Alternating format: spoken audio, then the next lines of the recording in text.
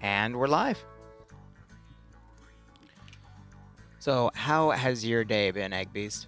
Or do you want me to call you Rob during this? Yeah, Rob's fine. All right. Yeah, it's been great. Yeah. Hello to everybody. I've been to the bar, so I've had a few beers, and I might leak a few things tonight. So stay focused and take notes and stuff.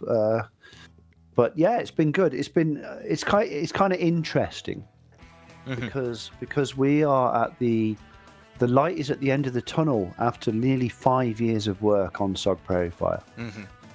And we can see the light, and it is making us giddy. Now. So I may give away some secrets tonight. All right. I've also gotten a few beers myself. I've got a quote-unquote hydrate command because of Twitch regulation. I can't directly have me drink, but I will try to match your pace and be sure to help you quote-unquote leak a few things. As we enjoy 3 rounds of Vietnam Friday night fights. That's great. And, happy to be here as always. I always enjoy these sessions. As do I. Yeah, and, 110 players, duking it out, and we get to see some historical reenactment going on, which I'm always a fan of. It's not big. I'm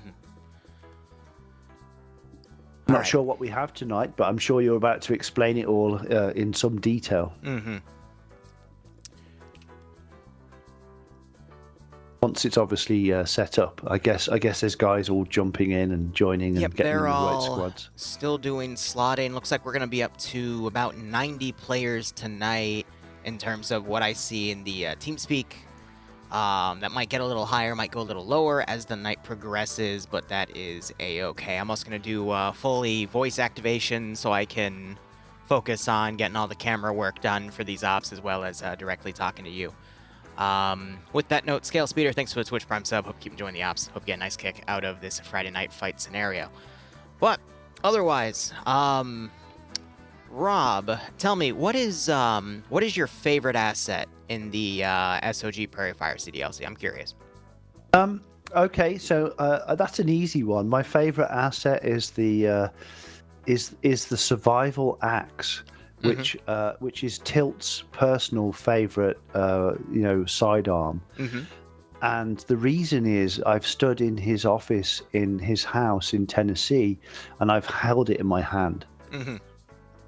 So yeah, that's a real piece of history right there. He carried that over the fence into Laos and Cambodia on numerous missions. The guy is a world famous, Black Ops stud. And I held his weapon, which sounds wrong, but I held his weapon in my hand in his office, and just thought about it. Thought this is it. This is the thing. So his axe, his survival axe, is really fucking cool. You don't see it in Vietnam photos and things. You never see this thing. Right. But we have it on our 1-0 uniform in the game. And you can see it hanging on the guy's hip. And you might just think, oh, what's that? It's a weird machete. But it's Tilt's personal survival axe. And it's the one thing he would never drop. Even if he dropped his ruck and his LBE and everything and just ran for it, that's the one thing he would keep because it would keep him alive, like in a kind of Ray Mears survival kind of situation. It's pretty cool. So for those of us in chat that are new, why don't you tell us who Tilt is and then give a little bit about yourself in case they've never heard the word Eggbeast or, God forbid, never heard of the SOG Prairie Fire CDLC. Sure. Well, they'll be in for a treat if they haven't. So Tilt is John Strykermeyer. He was a staff sergeant in Special Forces in Vietnam in 1968 to 9. And actually he served 2 tours with SOG. Second tour was truncated over some bullshit that we could get into sometime. Yeah. Few beers in. Yeah, but basically, Tilt ran. Now he was in SOG at CCN, Command and Control North, at Phu Bai, and then at Da Nang. And he was there at a time when things got really, really, really intense.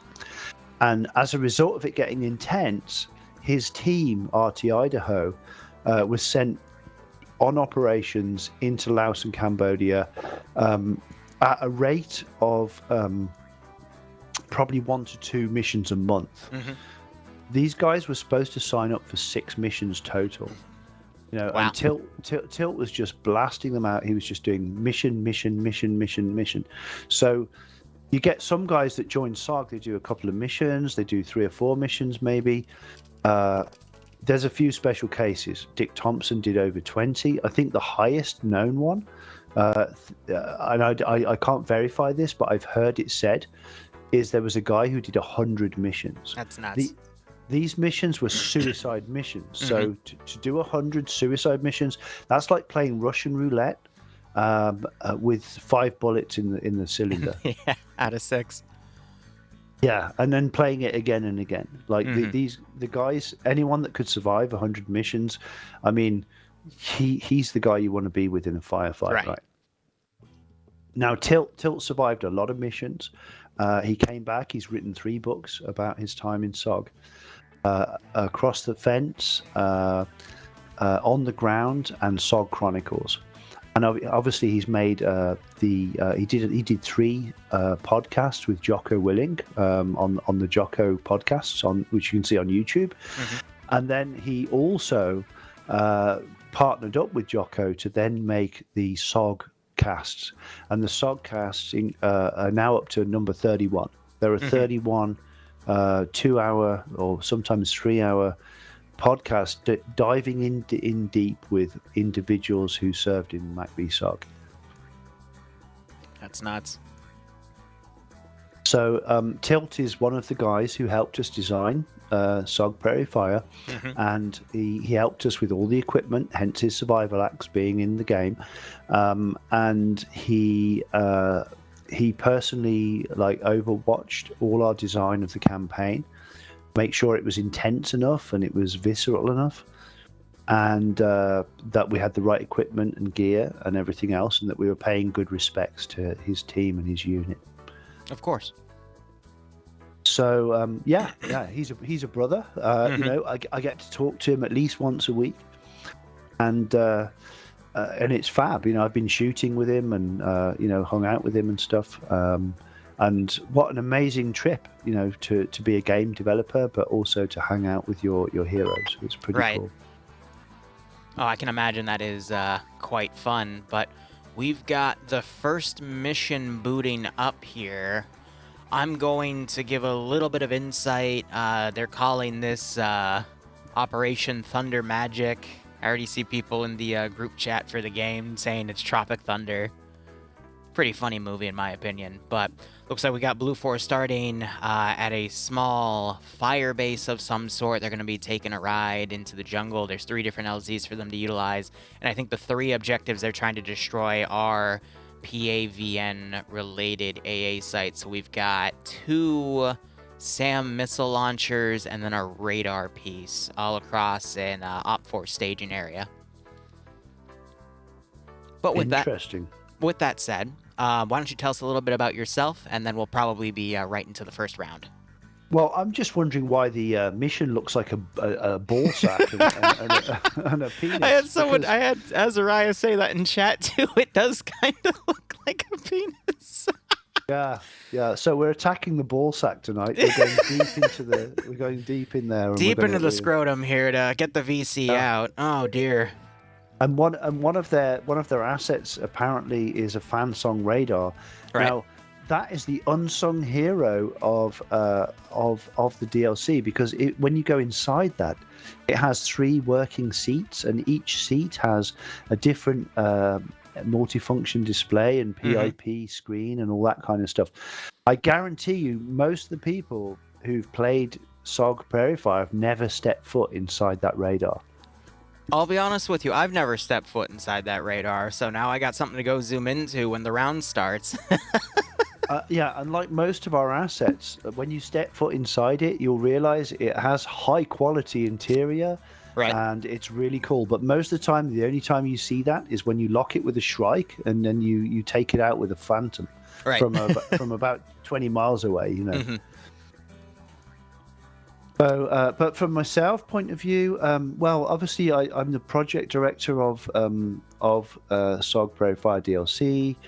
I've been modding armor for a couple of decades or so, in and out, or maybe a decade. I don't know, a decade and a half. I lose track.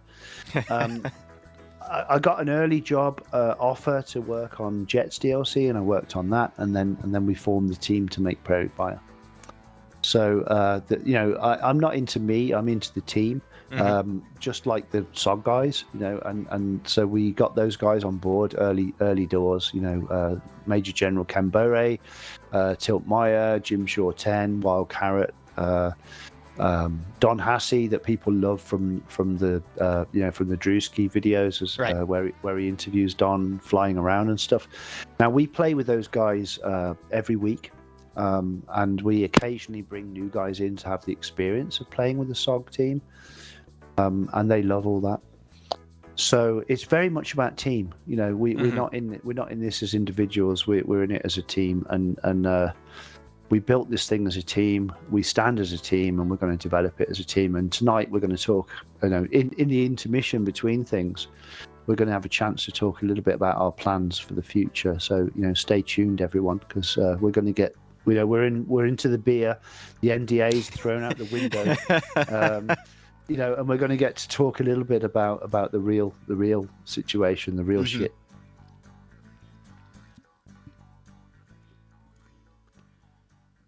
So I wonder what's taking them so long. Usually when they have everyone in the map screen like this, they're probably explaining everything for the night. Maybe they're talking about why this AO is rather phallically shaped. Then again, the little bend in the front, I'd be a little worried, but maybe it's just a drooping point. There we go. All right. First mission down. Everyone starts naked as their kits load for the server, but let's go ahead and look at the mission info here. This one was made by Banks, who is a long-standing player within FNF. But the background here, 1968 Laos. In support of Operation Commando Hunt, a joint ARVN/US mission to cut off PAVN supply lines, a company of MACV's SOG Special Forces, Blue 4, are making a daring, risky, and illegal incursion into Laos to destroy PAVN Op 4 AA capabilities along the Ho Chi Minh Trail. Though it was a nightmare, Lord, it was so true. It's running the lyrics for Running in the Jungle in the second half of that. Notes here. Blue 4, the 3 marked landing zones are cleared out areas of jungle, which, while convenient, aren't required to be used. So Blue 4 can land anywhere in their attack. Blue 4, the hitbox on the missile objectives is quote-unquote funny. To ensure destruction with small arms or AT, aim at the base of the launcher. They're calling your ass that's funny. Oh, shoot. I just realized T-Far stole me over. So let me go ahead and disable that. My bad. I've just been, reminding everyone that I don't have a bent penis, even if the game does. I'm so sorry. I didn't mean to get stolen right there. But yeah, no, it's because normally I have a plugin that lets me hear them locally, and I need to disable that for tonight because it also moves me into the T-Far channel. So that is my bad, boss. That's going to stay off for the rest of the night. But I was in the middle of reading through the notes here. I was just pointing out that they were calling your missile objectives quote-unquote funny in terms of their hitboxes. Otherwise, no comment. Otherwise, on the third paragraph of the notes, several trucks manned by AI will travel the Ho Chi Minh Trail throughout the round. While technically these are neutral units that are non-hostile and pose no threats to the players made that way for armor reasons, they should be considered as Op 4. Basically just for some extra ambience. Mission rules, Blue 4 platoon attached helicopters not permitted to leave the play area. Alright, so they're forcing them to stay in the AO this time around. That is some napalm dropping. A lot of napalm dropping.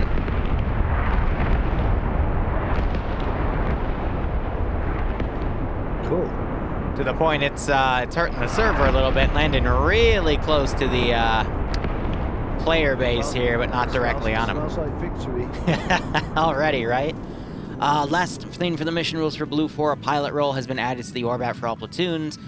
These roles have a rifleman kit and are expected to operate as such once safely landed, i.e. you've dropped off to your platoon, leave the helicopter behind and fight with them. So it sounds like they might not have all their helicopters up in the air providing fire support. Instead, they're just going to keep everyone on the ground. Otherwise, objectives here, we have the SAM site and then 2 of the SAM launchers with the radar dish itself. Otherwise, standard round for FNF tonight, 15 minutes of safe start, 50 minutes for the gameplay. View distance is going to be 1 kilometer, no magnified optics nor NVG equipment for anyone except for marksmen. They get a magnified optic. And then defender points are set to 250. That is double the standard 125 we see for Friday Night Fight rounds. Both sides, I'm going to check the roster real quick to see if we have an Echo group. I don't see one, so the map doesn't matter because they're only seen in Echo. Otherwise, Blue 4 is going to be kitted out as SOG kits here. Loadouts are going to be a mix of the XM177E2, also the, that was the prototype rifle, but for the M16, if I remember correctly, right, Rob? Not really, no. The prototype would probably be the what's it called? It was an AR-15, I think, and that was an Armalite, and then they developed the M16 from that, and the XM177 was the Commando carbine. Gotcha. And the E1 was the first version. The E2 was made with a slightly longer barrel, and the primary reason for that was you can then clip a underbarrel M203 to it. Gotcha. But they have a choice between that weapon or M14s, or they can bring trench guns, the 1897, and then you got 1911s as their secondary support weaponry. So for Alpha, Bravo, and Charlie, the light machine gunners get an M63A Commando, and then the Delta machine gunners are going to get the M60 Shorty. Light anti-tank's going to be the M72, and Peruvian Aviation are going to get the Grease gun here. Nothing on crew served weapons, but otherwise, here are the 5 Iroquois Slicks, UH-1D helicopters, and they've got 2 side-mounted M60s, though we'll see if any of them are actually flown into combat. We also see they've got the smoke grenade and gas grenades that they can drop out of the side of the helicopter. We'll see again if those are even utilized. But, again, based off of what was said in the rules, it made it seem like that Blue 4 was going to dismount the helicopters and send people in as infantry. There's more napalm going in. Sorry, it's blowing out my ears because I'm so low to the ground. I don't have sound, so I'm perfect. Woo! Sounds good, though. I mean, that's the thing. Lord Jarhead made our sounds. When you're actually in combat in the DLC, it freaks you out. I mean, it's loud. It's loud. Oh, yeah. It's kinetic. Very. It's like a gut punch. It grabs you by the balls. And only Dennis in the whole of Arma. Only Dennis is the guy that can really make that happen. Right. He is a legend in Arma modding and Arma sound engineering. Great sound engineering there. The very first day that he delivered the very first set of sounds to us, we were hooked. You know, and I got asked by Bohemia what was the best thing we did in the whole DLC, and I've always said, every single time, it's Dennis's sound, because the soundscape that he created, the distant shouting of the AI, right, all that kind of stuff, it creates a visceral experience you don't get elsewhere in Arma. I don't mean to throw my own hat in the ring, but there is one person I know that also does sound design on a smaller scale for his own headcanon sci-fi stuff. But I want to put emphasis on your point. This guy will literally, in the Eden editor, spend hours adding little triggers to every single point of movement, to every single item. So when you're over a certain surface, you'll hear your footsteps a bit different, similar to how Arma treats itself. If you're by some electronics, they'll give a little buzz. If you're in what's meant to be a tunnel, he'll have some echoing in that tunnel to really emphasize it. Sound design is one of those things that a lot of people don't think about, I would say in video games in general, but it makes all of the difference, especially to immerse yourself. So when you bring stuff up like that, I 100% agree with you, because it's very rare to find people with that capability, but when you do, it makes all of the difference. Yeah, So, and the thing with Dennis is we gave him the job and then we left him alone. And over the time, he's re-engineered the sounds several times. Nobody has ever breathed down his neck or looked over his shoulder. We just leave him to it, and he just does his thing. Right. And for 1.3 update coming out very, very soon, he has re-engineered all the sounds again, and and none of us give a shit. We don't care. Go for it. Dennis is just doing his thing. We don't need to look at it. We don't need to test it. Like nothing. It's set. The guy is a complete and utter professional. Right. And he understands what's needed. He needs no direction from me or any of the other team members, and virtually never makes a mistake. That's amazing. How can you get a guy like that in your team? Right. Pure perfection. Yeah. I mean, like, we could have managers managing him and like all kinds of other people involved. We don't have any of that. We just have Dennis, and this is Dennis's show. Dennis the Menace. one third of the DLC in terms of its impact and its immersion is Dennis's sounds, and Dennis just does his own job, and we just pay him, and that's the end of it. Isn't that fantastic? That's great. Honestly, that's great. Systems can be so efficient and make so much of a difference. But let's go ahead and look back at the rest of this roster here. So looking at the PAVN forces here, their weaponry is going to vary between SKS rifles, Type 56 assault rifles, M49s, which if I recall correctly are the French battle rifle, ISH double barrel shotguns, TT-33 secondaries. The light machine gunner in Alpha Bravo and Charlie for Op 4 is going to be K50s as a submachine gun. Might have the drum mags. I'll have to go down and look. Otherwise, they get the stick mags. And then Delta is going to get the PKs. Light anti-tank is going to be the B41, rocket-propelled grenade launcher, and then crew and aviation are going to get the MAT-49s. Assets for them include a Dishko with the AA scope. Not really a scope, I guess the attachment up top. And then you've got 3 ZPUs. I'm a little interested to see how these ZPUs are going to work because I didn't see any rules stating that the ZPUs couldn't be used against infantry. So I think they're just going to be in interesting positions. And then we have the... interesting, they listed the radar piece, probably because you can board it, and we see the capacity down there. But otherwise, let's go ahead and look at our AO here. So right off the bat, spawn was around the PAVN radar site. I'm going to look in this now. Ah, dang it. It's one of those assets where you can't look into it from the spectator interface. I'll have to go and jump in it later to see those textures you were talking about. But looking at the AA guns, it looks like they've heavily fenced around them with sandbags and some dug-in entrenchment, so there's only some small angles where they could potentially be used against infantry. But otherwise, they're looking up in the air to be utilized against air assets should they fly around. Otherwise, the remaining... it's a little lopsided. Similar to the AO itself, it's the exact same angle. Look at that. It's slightly clipped into the ground right there, but it's in its own little fortification to try to hide it from air. And then the third one... Let's face it, it's another bent penis. It's another bent penis.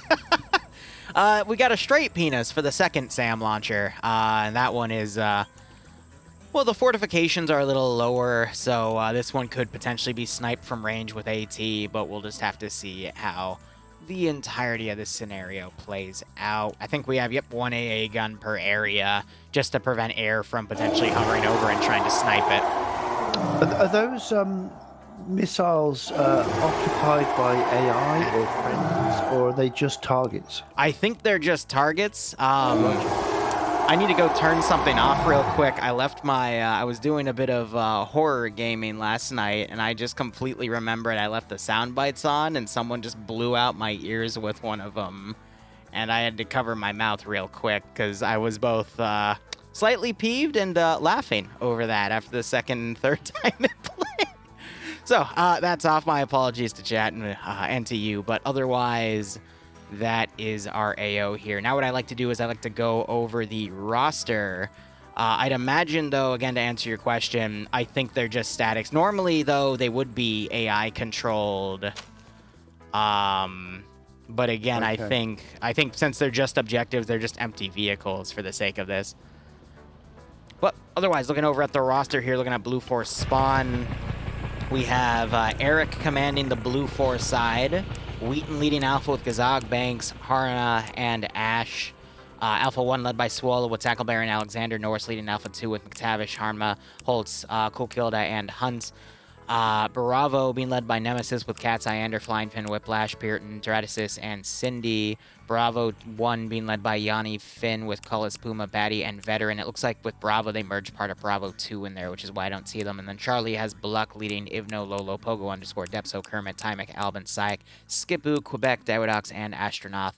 And then Hotel, we have a dedicated flight crew, so I think they're only going to be allowed one Huey based on the fact I only see one loaded with actual pilots, and the rest I think are just riflemen that are going to get out, as stated in the mission command here. But we got Matt flying Harrington and Major Khan. Meanwhile, looking over at Op4, we have Charlotte commanding with Shy as the 2IC, Patriot leading Alpha with Olaf as the marksman, Lolo as the medic, Mutant leading Alpha 1 with Charles, Sam, and Seismo, Mackenzie leading Bravo with Blam as the marksman, Aim at the Balls as the medic, and Rodrig as the 2IC with grenade rounds for that SKS. Newton leading Bravo 1 with Ant. I quickly want to look. Okay, they do have the drum mags for the K50s for those quote-unquote auto rifleman slots.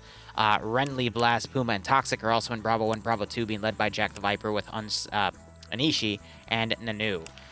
Charlie being led by King with Michael as the 2IC, Chat GPT, Soldier, and Roofy also under there with Chat taking the marksman slot.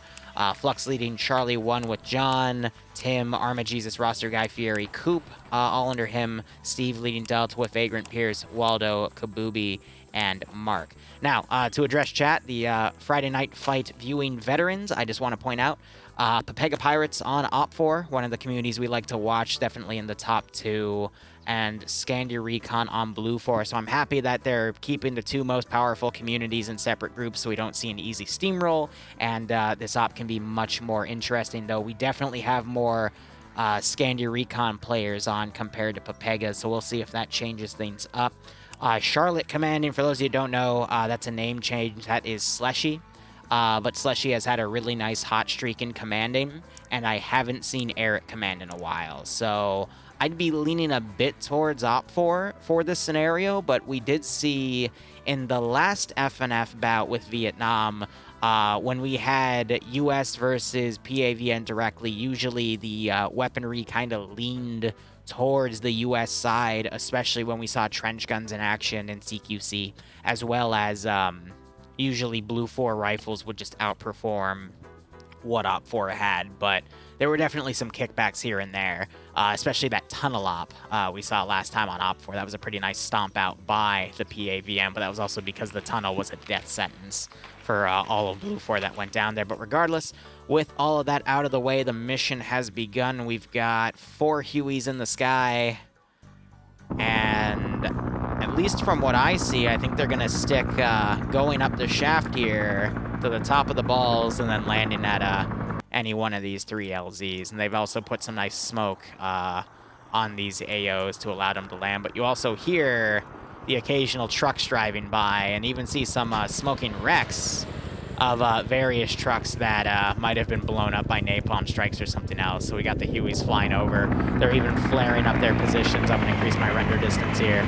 And we're going to watch these guys go in. But Rob, do you have anything to add? Oh, it looks fantastic.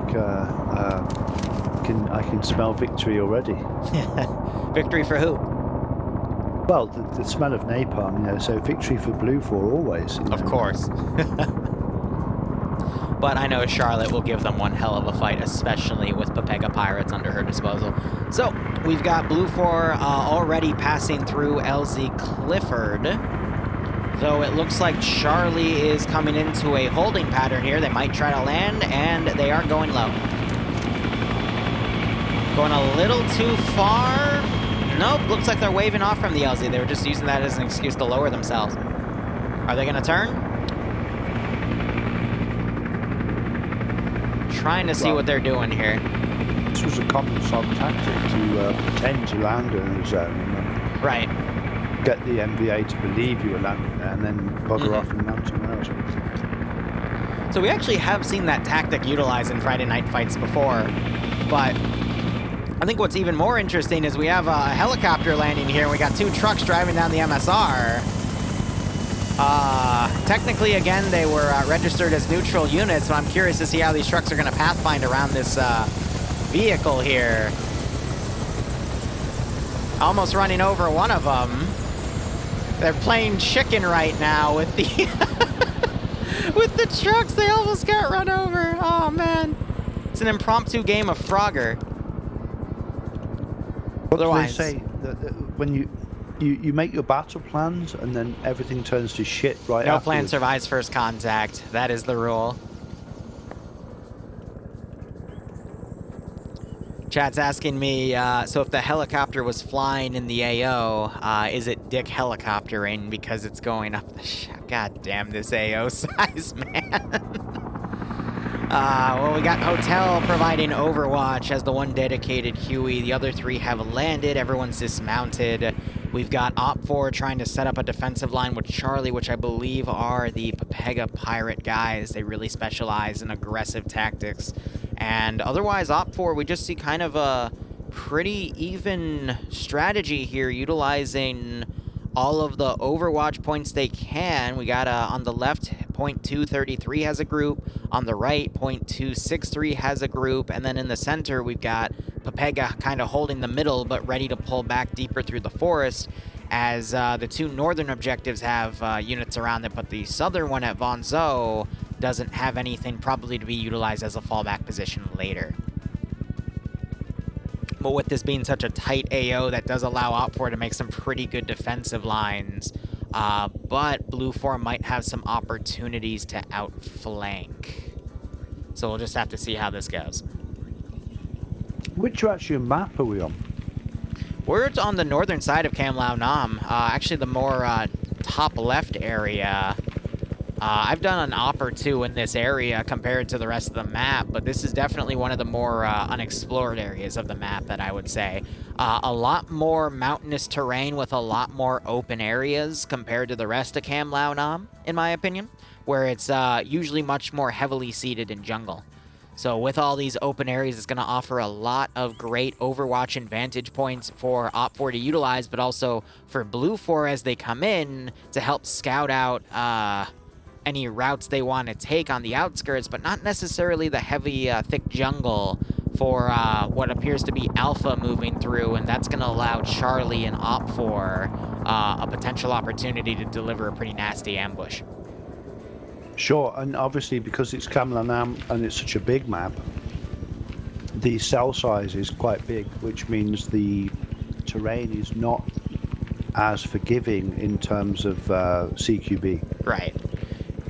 And the 2 best communities in FNF, Scandi Recon and Pepega Pirates, really excel in both urban combat and jungle terrain because it allows them to quickly flank around a defensive line and hit them on the flank or even the rear and get in quite a few free kills before their opponent notices, but by then they could already be pulling back. But we already see one of the Pepega Pirates members here, the Marksman, running ahead north to try to find where Blue 4 may be. So he is actually within 80 meters of Blue 4. I think he just saw some Blue 4 crossing this SSR here left to right, and now he's running back because he's going to go tell his guys that Blue 4 is right there, and they're going to try to set up an ambush for them. That was a great spot. Mm-hmm. So FNF, to my knowledge, has laxed some of their rules a bit to allow for scouts to run up and do a little bit of recon in small amounts. So that's going to allow for a lot more runner-style gameplay with people sending scouts out or people sending individual units to potentially go get radio contact with other groups, or just to make a much more thin defensive line and focus on the best positions of cover that they can, rather than keeping everyone so clustered that a single UGL round or something like a grenade could take them out. But otherwise, it looks like Blue 4 is trying to move a lot of forces on the eastern flank at the moment. We see about 2/3 of their force up here. It looks like they might try to use the low ground to get all the way up to a neighboring hill to get good overwatch on the AO. We see on the map, you have this little bit of terrain right here that's still in the play zone. So I think Blue 4 is going to opt to, from where they are right now, move down and get there. But Op 4 does have overwatch to see this coming. I'm looking through their first-person POVs here. I'm trying to see if they'll take notice of that massive amount of Blue 4 coming down, but they have to at this rate. I see one of the machine gunners looking in that direction as well. He's with another machine gunner. This is Delta, though, for Op 4, which means they have the PKs. So a PK firing at a bunch of Blue 4 that move in the open right here would be very, very nasty, because this is all an open kill zone. And since they're going to be running downhill, it could be sloped enough to the point they can't do a full sprint and could potentially get caught out here in the open and take heavy casualties. But Blue 4's plan is to move up to where Delta is, utilize this as an overwatch point, and then utilize the jungle right here to probably send, since we have Bravo and Charlie, they'll either have Charlie or Bravo overwatch, and then the other squad will go down and start hitting the objectives, and by the time those start getting hit, the other squad will break down and join them. So, good plan by Blue 4, but Op 4's done a great job of countering it with the units that they've placed. And I've got the Delta machine gunners now looking right at Blue 4 right here, looking down their sights, bipoding their weapons. They know Blue 4 is coming down. We're going to have shots firing any moment, and these two machine guns are about to lay down a lot of hate. Yeah, the PK with its 7.62 by 54 Russian round.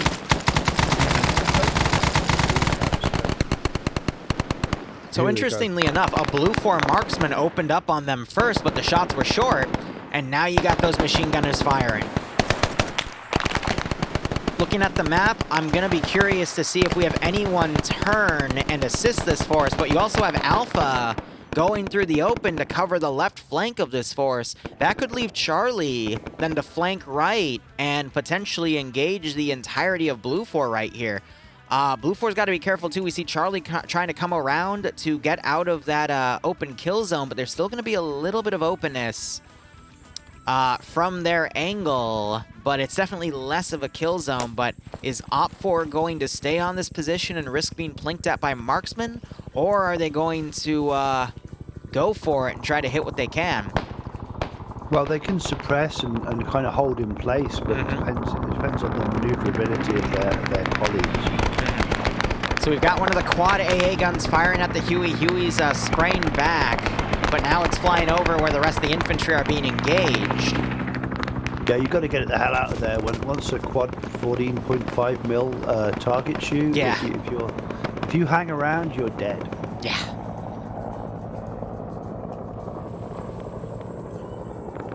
So they have Charlie's squad lead scouting ahead. He's looking up on the hill. He's going to spot some of Op 4 up there moving around. But now you got the Huey firing down at them, trying to suppress that position to either get them to rout. And it looks like he's actually succeeding as we see the two machine gunners pulling back up here. Delta's also pushed a few guys down a little closer. Oh, this is class. This is class. Blue 4 is doing everything they can to get Op 4 off of this hill, because they know if they try to advance while Op 4 is on there, they're going to take heavy casualties from those machine guns. You got the 14.5 trying to fire from range again, but at this range, it's going to be very, very hard to land a shot. Yeah, but one shot and your engine or your tail are gone. So, yeah. No, it's not that difficult with a quad barrel 14.5. It's a beast of a weapon. If you know roughly where the helicopter is, you just fill the area. You've got so much ammo on that thing. Right.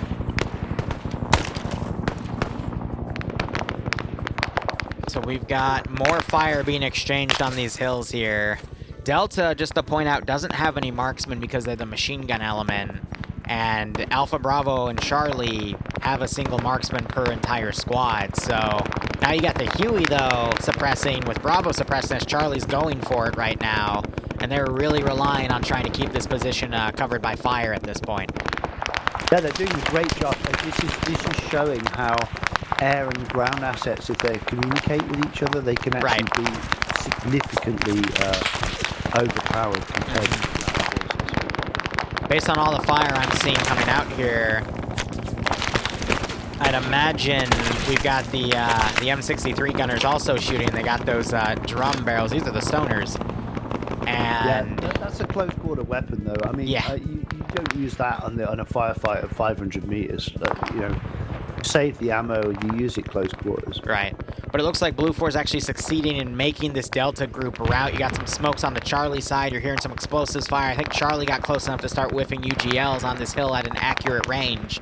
And now we've got everything coming around here. We got Charlie starting to reform for Op4 and moving a bit to the right. I think they're trying to find where that group to the north was, because Pepega, who's in Charlie right now, they also know their timing really well. So if they haven't run into contact yet, they can predict that they're probably being flanked, or that group that they might have seen earlier is coming around. So you see that they're starting to move a bit to the right, move a bit more to where the action is. And if they keep up this route, they're going to run right into Alpha. And Alpha's split a bit between Alpha 1 and Alpha Actual, which is the leadership element on Overwatch, as Alpha 2 was already spearheaded into the jungle in a position where the rest of Alpha can give them a little bit of cover. But I'd imagine you're going to see the other two elements of Alpha fold down to Alpha 2 once Blue 4 is confident that they can move up to that hill unmolested without Alpha being needed to route over and potentially get up to that hill and engage in a closer range at the edge of the jungle. But I think they're relying on Charlie here, because look, Charlie's actually rode the entire edge of the map going down an even lower ground. And now they're going to have a steep climb to get up to this position. But otherwise, Delta pulling back, might go all the way to Von Zo all the way in the rear, since they've been retreating southwest, but that might just be to follow the jungle to then get west to where the rest of Op4's line is. But you just have infantry going back and forth at the moment. And now you've got Bravo breaking down. They're going to run west and regroup with Alpha. I'd be curious what Pepega might do under Op4 Charlie, but you got the Huey now flying overhead here, providing more suppression on the tree line. Not sure if they have a direct line on where Op4 is running around in the open down there, but they're definitely doing their best to suppress, and they start shooting just as Coop and John get under the tree. Go ahead. They're getting right into cover there. Look, as they can see, it's coming in. They read that well, and they got themselves into cover. So it's not that easy when you're on the M60 up there. It's not that easy to get good eyes on target, especially with the thing flying around in loops and stuff. Right. Huey just did a quick dive away because the 14.5 millimeters started engaging them again, but no hits still. Yeah, Iowa Reaper. Yeah, we should be here for the next 8 hours. So you get yourself a beer or whatever your poison is, and settle in for the mission, because this is going to take a while. So I'm not sure if I'll be here for NA. I will be covering EU though. I'll have to check my schedule, because NA is more restrictive with who they let in. Right, that might make my life easier, because then I don't have to do a full 8 hours. Right, and you're European, so that's going to be incredibly late for you. I plan till 4 in the morning. It's just part of the job, Yeah, I gotcha. You have to just go with it. So if it doesn't end up being that, then fine. Then you guys are getting you're getting the premiere here, and right. And then we have next week too. So yeah, we go. what do we do next week? The same thing, right? Okay, and is it the same mission set? It'll be, I think, a different set of missions. Right. Okay. But still Vietnam. And of course, we always have what we do on Sunday, though with regular Easter and Greek Easter, it's, at least I call it Greek. Would it be Orthodox Easter? I have my fiance next to me who's Greek. She just told me it's Orthodox Easter. So that's going to make player counts a little tough on the Sundays, but hey, we also always have those. We do on-the-ground stuff with the missions provided from the SOG Prairie Fire CDLC, or one of the Zeuses, including myself, will make something. And you'll see us on the ground doing some pretty fun stuff as we try to complete various SOG objectives. And of course, the best missions that always happen every Sunday seldom get streamed, where we actually play with the Mackie SOG veterans. Right. And our team of guys who played the missions hundreds of times, and yet we're still learning. And we're still adapting to try to defeat the enemy. We're 2 years into this DLC. Right. We're still replaying the same missions over and over, trying to get better at them, because they are tough. real quick, the 14.5mm finally got 2 good tail rotor hits. You see the tail has been knocked out. Chopper's in a death spin, but was able to recover and is now pulling out. Looks like no one is a casualty on the helicopter itself, but that was a very risky situation. But thankfully, Matt, the pilot, was able to pull them out of it. But with tail rotor damage, we might see that Huey try to land somewhere to get it repaired real quick.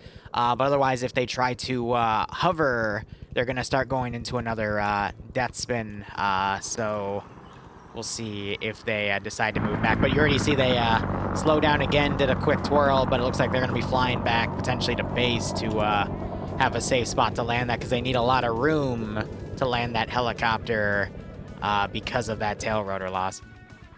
Yeah, you have to lean it a little bit to the left, and you have to put a lot of left pedal on, and you have to keep your RPMs up while trying to get your altitude down. It's all an interesting interplay of factors that happen when you do lose your tail.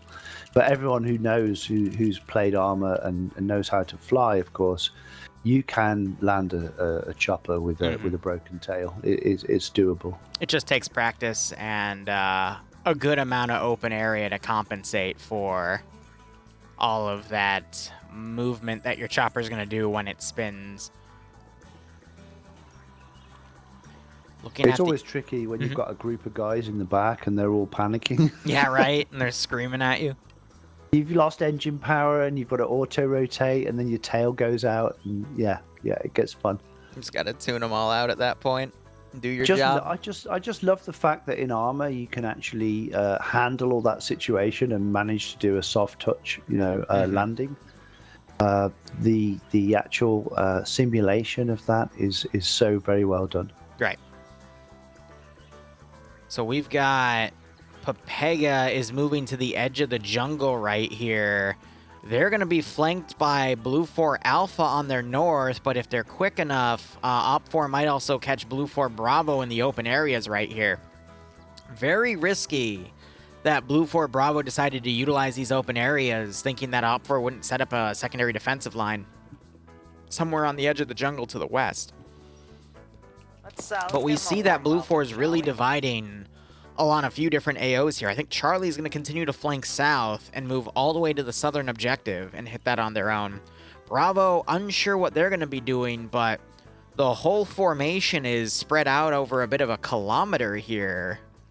So I'm a little worried, because when you have forces this separated, groups like Pepega really excel at taking out these individual groups and defeating an enemy. And the term is defeat in detail, because Blue 4 has the number advantage as the attacker, but since they're so divided, that could leave Op 4, despite not having the number advantage, to fight these divided groups with what they have. But in those local firefights, Op 4 can retain the number advantage and then just encircle, eliminate, and then rinse and repeat with the other groups here. Though Blue 4 for Alpha, we see them both in 2 formations between the teams. I saw them doing a wedge, but it looks like they stopped just short of Op 4, and they're doing that classic SOG thing of you move, and then you stop, and then you listen for a bit. And then you decide what to do and you keep moving, because being able to do that will let you hear what's going on around you and give you a chance to get your bearings and continue to make another action. And if they didn't do that, they would have run right into Pepega and had a pretty bloody firefight there. Yeah, if you're going to bump into a fight in this kind of foliage, the first thing your team wants to do is they want to get the 40 mics and the machine guns going.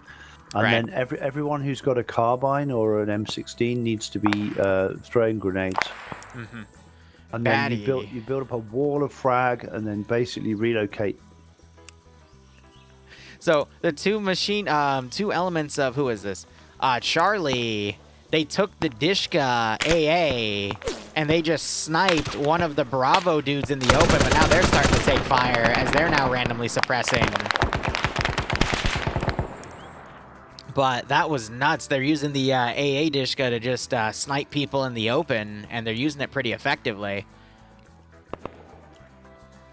Charlie has started digging foxholes. They're trying to set up in a position to engage people. We just saw someone in a foxhole get sniped. by the Blue 4 element of Bravo on the hilltop defending. This is going to be really interesting because now Alpha, because they stopped and held, they're in a position to now flank Pepega on the northern side and potentially eliminate the entirety of Charlie if they push in. And wiping out the best troops on the enemy faction is going to be a pretty severe blow and greatly increase the chances of Blue 4 winning this fight. Personally, if I could hear that Dushman firing and I was in Alpha 1 or 2 right now, right, I'd have the whole team online moving into that. But it looks like the Dishko is just abandoned by those two PAVN elements here. I don't see them moving back with it. So I'd imagine the static might have been disabled or taken damage, or they just bugged out of there after they took accurate fire after getting that one kill. What was the problem with the vehicle-mounted weapon or crew-serve weapon is that the moment the enemy see you, with any iron sight weapon 300 to 400 meters in armor, they can take you out. Right. But with one shot. And that's what I love about this game compared to COD or Battlefield or any of that other stuff. Oh, man. So, we just had Blue 4's Alpha start moving south to try to flank this forest, but Op4 had security elements. And it's a pretty brutal fight right now. We're seeing ChatGPT here going 3 for 3. You got some Blue 4 going around, but the PAVN just got all over Alpha's position here. You got Roofy over here with the Type 56, pushing the other parts of the remaining Alpha group, but it is just a mess. Roofy on his 3rd kill, moving around. This dude's on fire. Wow, 4th kill after taking multiple hits. With a pistol. With a pistol. What a dude. He must have played a lot of Call of Duty.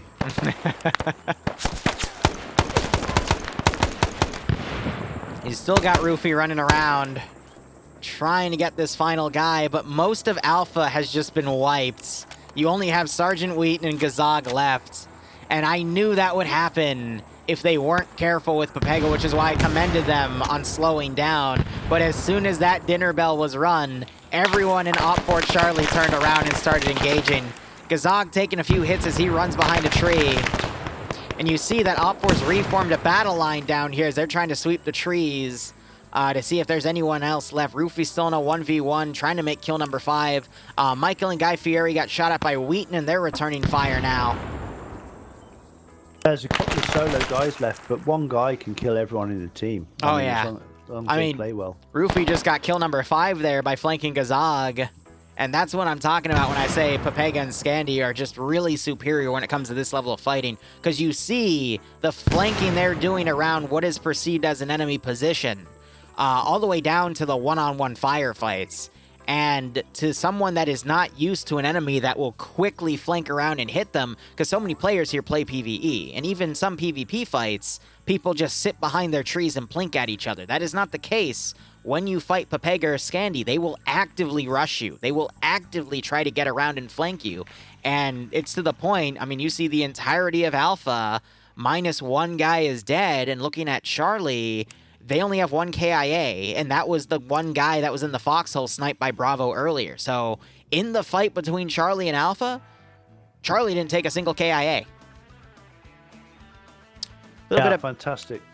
A little bit of bad news on the side, though. It looks like the helicopter tried to auto-rotate and failed. Matt died, and the other two took another helicopter and moved out. But based on the wreck, it looks like they swung into a big rock, and unfortunately, the pilot did not make it. What a shame. He was doing so well after taking that 14.5 millimeter fire. And we'll just have to see how all this goes. It's just how the cookie crumbles. Mm-hmm. So you got Wheaton hiding for his life. The rest of Op4, I'd imagine at this point, are going to be licking their wounds, bandaging themselves. That's another thing that I love about Scandi and Pepega. If they get hit, they won't immediately run behind somewhere and start bandaging themselves. They'll keep fighting.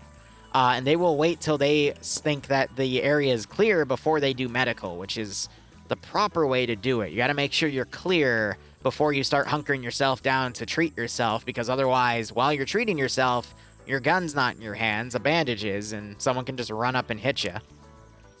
Yeah, you should always do that in rotation around the squad anyway. Right. So with Blue 4 down to 2/3 of their manpower, Op 4 only taking a few licks, it's leaning towards Op 4 right now because of that impressive display between Op 4 Charlie and Blue 4 Alpha. Bravo and Charlie for Blue 4 are going to be starting to link up here. They're bypassing the 3rd position. I think they have a demo specialist in the AO looking for the final area, and it sounds like gunfire because they just found the final guy and took him out. That was Wheaton. And based on who's looking at him, that was Chat GPC Soldier getting his 4th kill. And there's the double tap. So Chat there on 4 kills, and then where is their medic? Roofy on 5. So King got none, Michael got none, Chat with the 4, Roofy with the 5, 9 between them. Flux got 3, and he's taken the Stoner Commando now, which was on the machine gunner for Alpha. That is a good gun. John Stupendous on a kill, Tim got a kill. Arma Jesus was the guy that died in the Foxhole. Guy Fury also got a kill, but you can see a pretty nice kill dispersion between the people that were north pulling the security for the rest of Charlie as they tried to line up to take on Bravo. They're the ones that got a majority of the kills because as soon as they saw that contact, they just started running around flanking and just racking up kill after kill there. And that's the really scary part about fighting either Scandi or Pepega, and that's why I always shout them out, because they constantly do things like that. So we've got Blue 4. Again, a few guys are hanging back here. What I'm a little worried about, though, is Charlie still around the objective and Blue 4 starting to move towards the next objective to the north. And if they go in unsupported, you're going to have another potential element of being defeated in detail, and that's just going to screw Blue 4 even more to the point they're not going to be able to bounce back. How I predict the rest of this is going to go is either Bravo Blue 4 is going to go into the central zone or wait for Charlie to destroy Von Zo. Then either one or both groups are going to hit the central area. Pepega is going to probably go south and then try to flank. But the real fight is going to be between the Scandia Recon element in Blue 4 Bravo and Pepega on Charlie, because those groups always cancel each other out. Because if you have both sides trying to actively flank each other, it just turns into whoever has the cover and whoever's actively trying to run around, because with both groups pulling that 360, it becomes a real game of chance just to see who gets caught in the open and who just happens to be in cover. And I've always seen those guys go from constantly evenly trading with each other to even one group just completely wipes the other because of some unfortunate circumstances. Yeah, I'd say whoever holds their grenades in reserve are going to win. Right. Because grenades in our DLC are much, much stronger than they are in vanilla. So we have a satchel down. Eric as the commander, though, he's staying by the objective. They don't want to detonate it yet to let Op 4 know that they're down here. That is a very smart thing to do, because if they dead it, then everyone's going to hear the explosion, reform a defensive line. They're going to know they're coming from the south. Interestingly enough, looking, Op 4 Alpha is committing a little bit of red on red. You just saw someone, Charles, was firing up at Delta for some silly reason.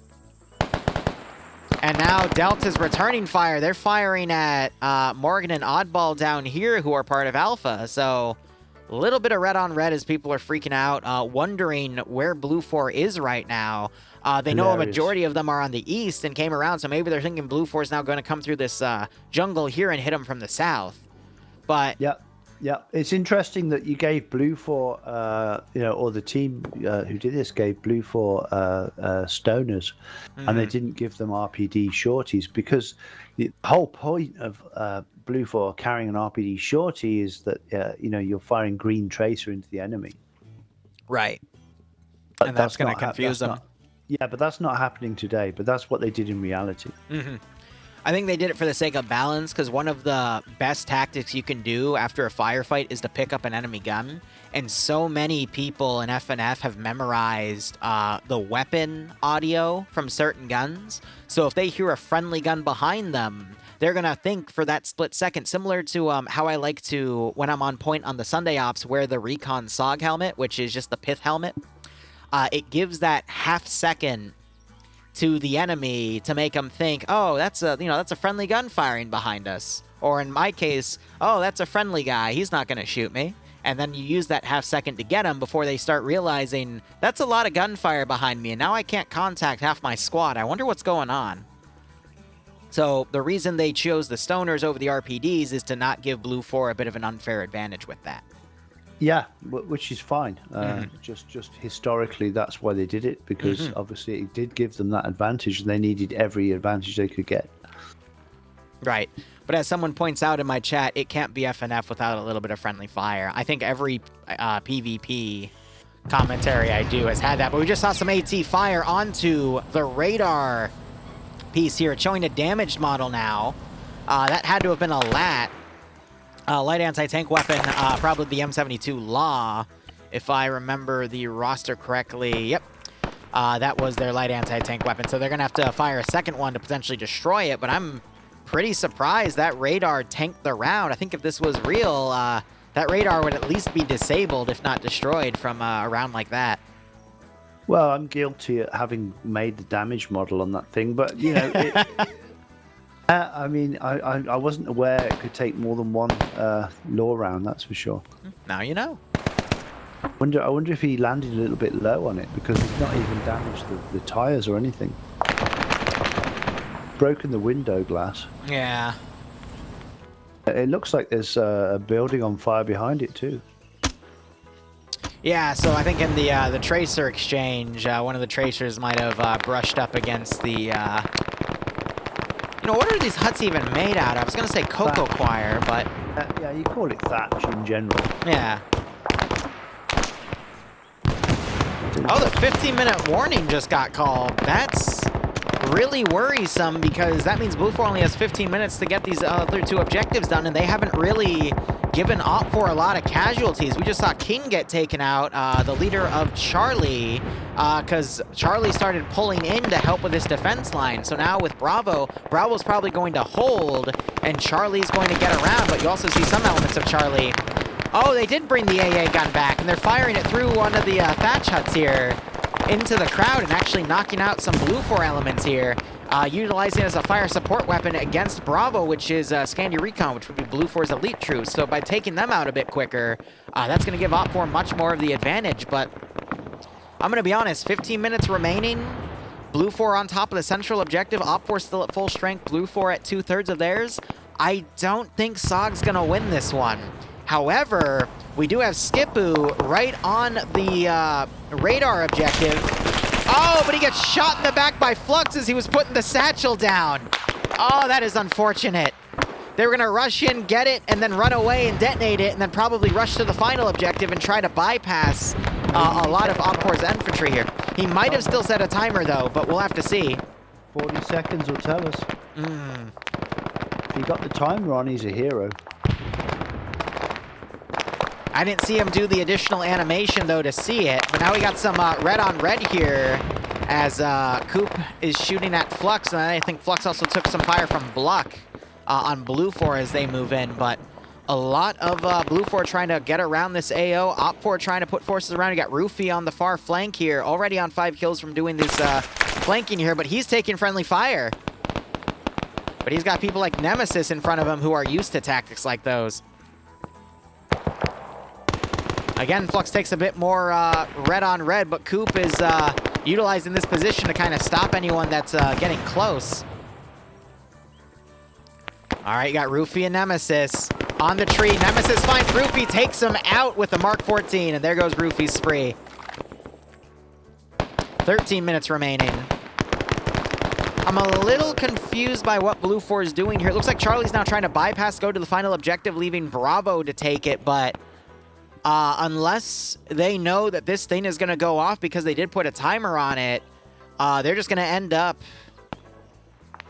having this objective not done. And even if they're successful on the final one, which I doubt because of all the manpower and the overwatch that Op4 has on the westernmost objective, they're just going to get whittled down too much and cleaned out, unfortunately. Yeah, it's interesting to see see the sniper fire is about 600 meters long there. Right. Got some really distant shots going all the way from Delta's Overwatch position, because they do have an SKS marksman right here, and he is trying to plink at whoever comes down, so that's a great spot for him. As Blue 4 just seem to be in a little bit of disarray. They still have their commander alive, though, to give these orders, but they're really providing an over-reliance on Bravo for Blue 4 to get this objective done, because Charlie's trying to bypass, and I think that's because in all of this time Eric spent doing all the maneuvering, he wasn't able to get his forces directly on the objective itself, because this is only a 2-kilometer objective here. But he just spent so much time flanking around because he didn't want to, you know, go right in and run into Op4 defensive lines. Second objective is done. That's because Eric started moving out. He detonated that. Now that Op4 knows that they're coming from the south, there's no point in just keeping that objective alive. So it has been taken.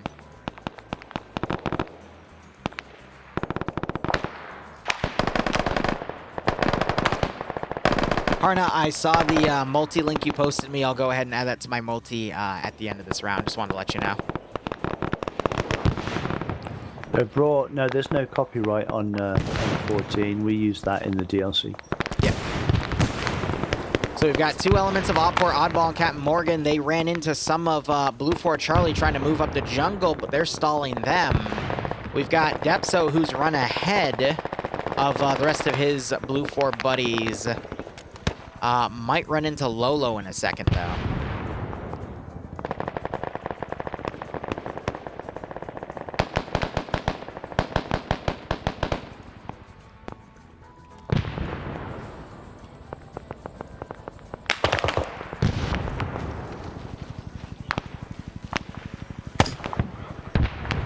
You can hear the Fuey flying around in the AO again. I heard what I thought was a second AT shot. I don't know where that landed, though. You got some elements of Op4 Bravo starting to do another flank around on the northeastern side to try to clear out what remains of Scandi. What you kind of almost need is Blue 4 to take 2 separate lore teams to run, you know, as light as possible. Right. To each objective and to set up on those objectives and then to engage at the same time. So you just have bang, bang, you know, target down. One of you are going to hit the target. You got Catch charging in now. He's trying to throw grenades onto the SAM site radar to blow it up, throwing a lot of grenades on it. He gets it with grenades! Yeah, that's, I was going to say that was looking good because I'm a bit behind you in the stream. But that was looking good. He was getting them right underneath it, which would definitely do the job. He did a great job, though. He smoked his left side to stop anyone from stopping him from getting close enough to grenade it, though we just saw Flux and ChatGPT come up and mow him down. But now it's just up to Charlie to somehow get in here and destroy the final site. So if we do see Charlie get online in the next 9 minutes, they're going to have to do a massive smoke charge. And then it's going to be up to Charles and Seismo here to stop him. Seismo does have a shotgun, though. That's brilliant. Defended by a double barrel. There's a big open area in front of them, so it does look quite a difficult thing to assault. All right, we got Flux on 8 kills, by the way. So he's gotten 4 kills with that stoner. He's going above. He's going to catch 2 members of Scandi. Takes out Pearton. Whiplash now looking around. He knows Flux is up there. Runs around. Catches Flux in the open and takes him out. That's what you would expect from the Vietnam community manager. Or one of the two. What weapon is he using? The Mark 14. And I think ChatGPT just hit him with the M2. Or the E2. Blanking on it. Yeah, the E2. So unfortunately he turned and got him. But you can see, I mean, Chat has 9 kills. Flux had 9. Like, the kill counts that Papega racked up this round are just absolutely insane. Hold on. We got Dawidox up here. He's got the stoner. Not sure if he's got any explosives. But he's the closest guy to this one SAM site right here. He is actually in the zone. Blue 4 still has somewhat of a chance here. But you do see a lot of Blue 4 flanking around. We got Harrington all the way unconscious over here. I don't know if he just somehow ragdolled all the way down here or what. Actually, no, he fell out of the helicopter. So Major Khan's flying, Harrington was the gunner. I don't know if they did a failed dismount, but the tail of this chopper is down. Oh, Major Khan going into the ground. Ooh. Sad day for American aviation. And the AA is at an angle to potentially it's trying to shell the hill here. Op4 moving down to try to counter, Blue 4 pushing in. Oh, if Eric were to just look right, he would see these guys in the open. But unfortunately, he does not, and Steve takes him out. Nah, fighting in the open, that's no fun. Oh dear, it looks like that one Blue 4 guy, Dawodox, was spotted in this AO and taken out. I don't know where his body is, but he was shot to shit, unfortunately. I found him. He was flanking around on the far northern side, but Op4 has too strong of a garrison here.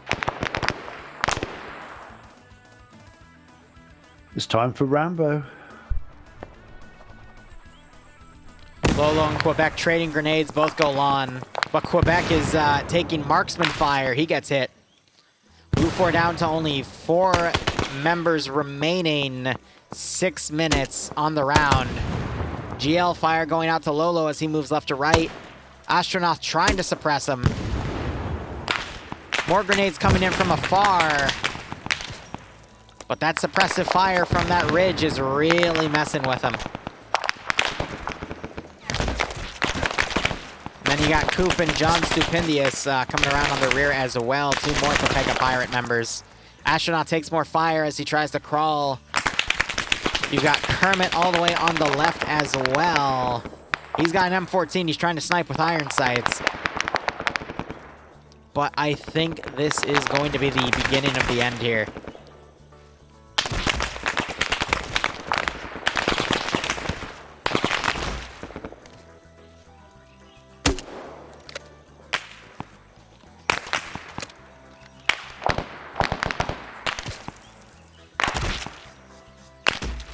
Marksman fire is incredibly close. And Astronaut gets hit in the head because when he went to a medical animation, he rolled his head out of cover and it got taken off by a marksman. Holy shit.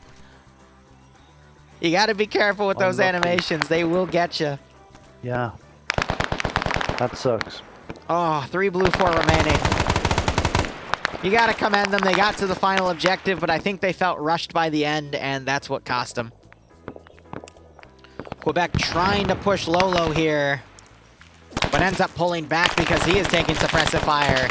He gets knocked to his feet, and a second shot through this concealment takes him out. And also, we had one of the Op4 guys behind him get taken out. That was John. That might have been accidental. It wasn't John. John's with a different group. I don't know who Tim was with, but I think he got killed in crossfire, even a ricochet round, but that is unfortunate. So he's smoking, and we're down to 2 Blue 4 remaining. You've got more red on red here. Roster gets taken out by Vagrant because they came up the same way Blue 4 did and mis-PID'd. Meanwhile, we saw another Blue 4 member get taken out by suppressive fire by Delta. That is an Op4 body. I don't know where he went down, but now it is just up to Kermit here, who has gotten the kill. Could be picking off the remainder of Delta, but he is on 4 kills here. Or 1 kill, my bad. In the legs, he can't move fast. Yeah. That's what... He's picking off guys on the hill. I mean, is it worth it? Nah, with 3 minutes remaining, it won't be. But I just realized Coop and John, they've been backpacking the Dishka. They don't have backpacks on right now, but I've seen them with backpacks. So they've been just doing that and then moving around a lot quicker with it instead of moving it around. But Op4 now doing a lot of red on red here as elements of Pepega are trying to run in and sweep under Charlie, but are getting mis-PID'd and taken out. I suppose Op4 can afford the casualties right now. But there's a guy skylining there. He could pop him. He's moving around too fast, though. If he shoots too many times, he's going to give himself away and just get swarmed. But with only a little over 2 minutes remaining, Yeah, yeah, he's failed on target fixation because Yeah. he's not looking at the right target right now. He should be relocating. Does he know he's the only guy left? He probably doesn't, to be honest. There you go. That's what's happening. So it's not his tactical mistake. He just doesn't have the intel. I love how the front of his face is all camo, but the back of his face, he's balding. Yeah, So he you got needs a that proper bright hat. white. Or to put the camo on the back there, too. Iowa, thanks for the 500 bits, mate. Yeah, we really should make a camo face version that has, you know, the hair all camoed as well. Right. Because it does suck. More shots going overhead, but again, they're firing in the tree line here. ChatGPT got knocked unconscious by possibly Lolo, so again, more friendly fire going on. Op4 is getting very trigger happy here. It would be highly entertaining if they end up wiping out the village and oh, he's shooting. He's giving himself away to the wrong target. It's a bit of a tactical mistake. I'm waiting to see if Tim Kappa's gonna notice. I mean, he's got an RPG. He shouldn't be mispid'd. Yeah, if Kermit looked left, he'd see Tim, though, but instead he's going to crawl behind a tree. 40 seconds remaining. Yeah, it's all over. Well done to Op4. We got to call it.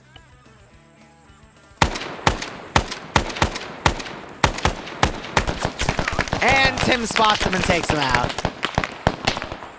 At the 20-second mark. Oh my god. I mean, that was pretty terrible. Oh. I wouldn't even say unlucky. It was just terrible. There was guys moving right in his firing lane, and you can see very easy to do when you target fixation. Very messy. And when you don't have a team to look at, you know, to watch the different angles and stuff, you're on your own. You tend to get a little bit tunnel vision, and that's what's happened there. All right, I'm going to go ahead and run some stuff. Actually, no, I'm not, because we can have a chat while I change up the commands. That would be better. Yeah, now... cool. And when you introduce the next mission, I will run off and get a beer. So right. in the meantime, I'm here to chat. Well, they just did switch over to the next mission. So how about we you go run for that beer, I'm going to go use the bathroom, and we'll reconvene in like 90 seconds to 2 minutes. Okay, see you then. All right, see ya. All right, BRB, we still have 2 rounds.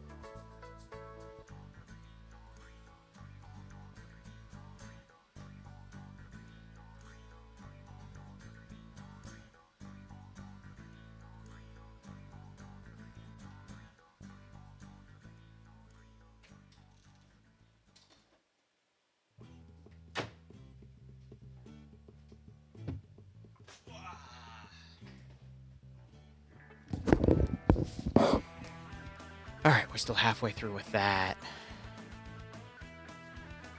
Let me start changing up my commands.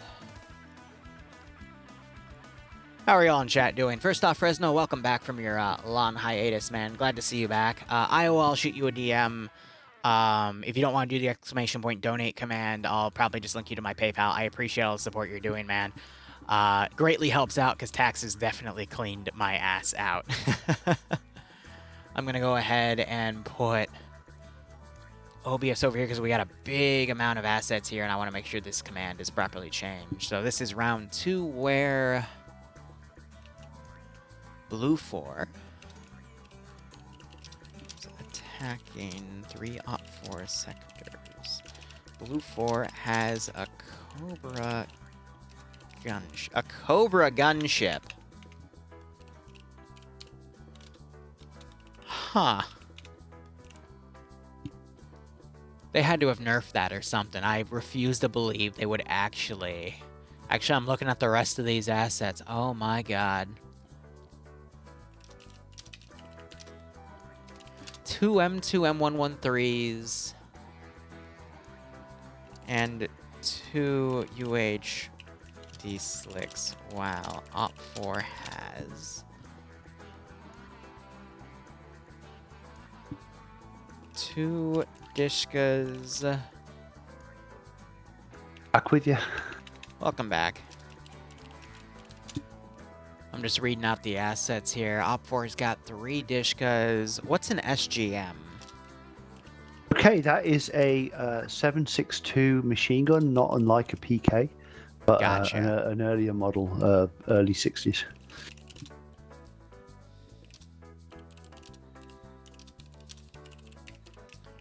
This Actually, is when I say 7.62, I think...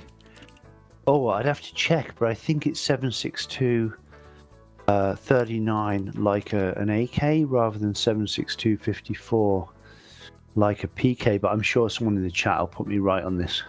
Gotcha. Go and Google an SGM, somebody. Got a feeling it's 7.62 54 Russian, but it might be 39. It is, right, okay.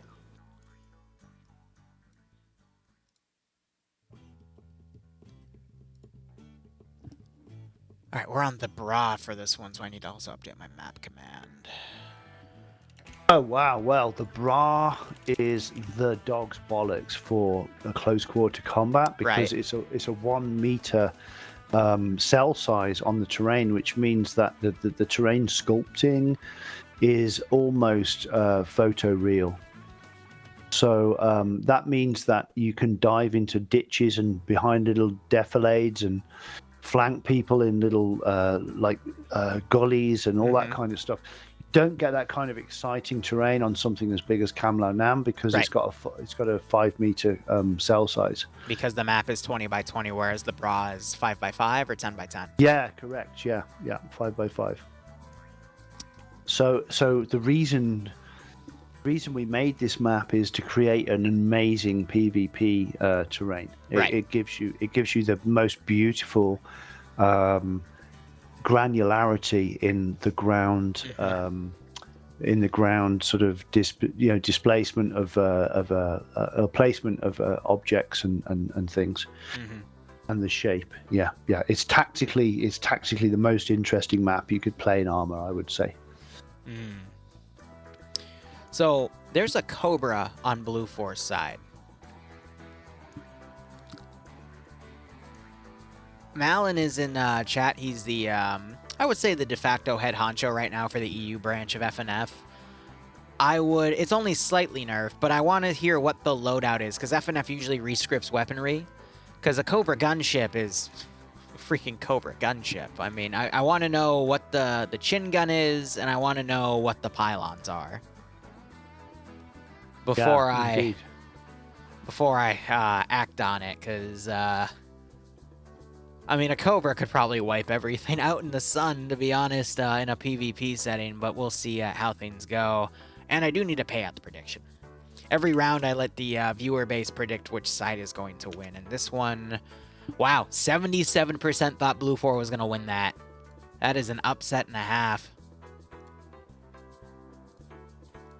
What 14 rockets are they? Are they 10-pound HE, the nice light ones, or are they 17-pounders, or are they flechettes or Willy Pete?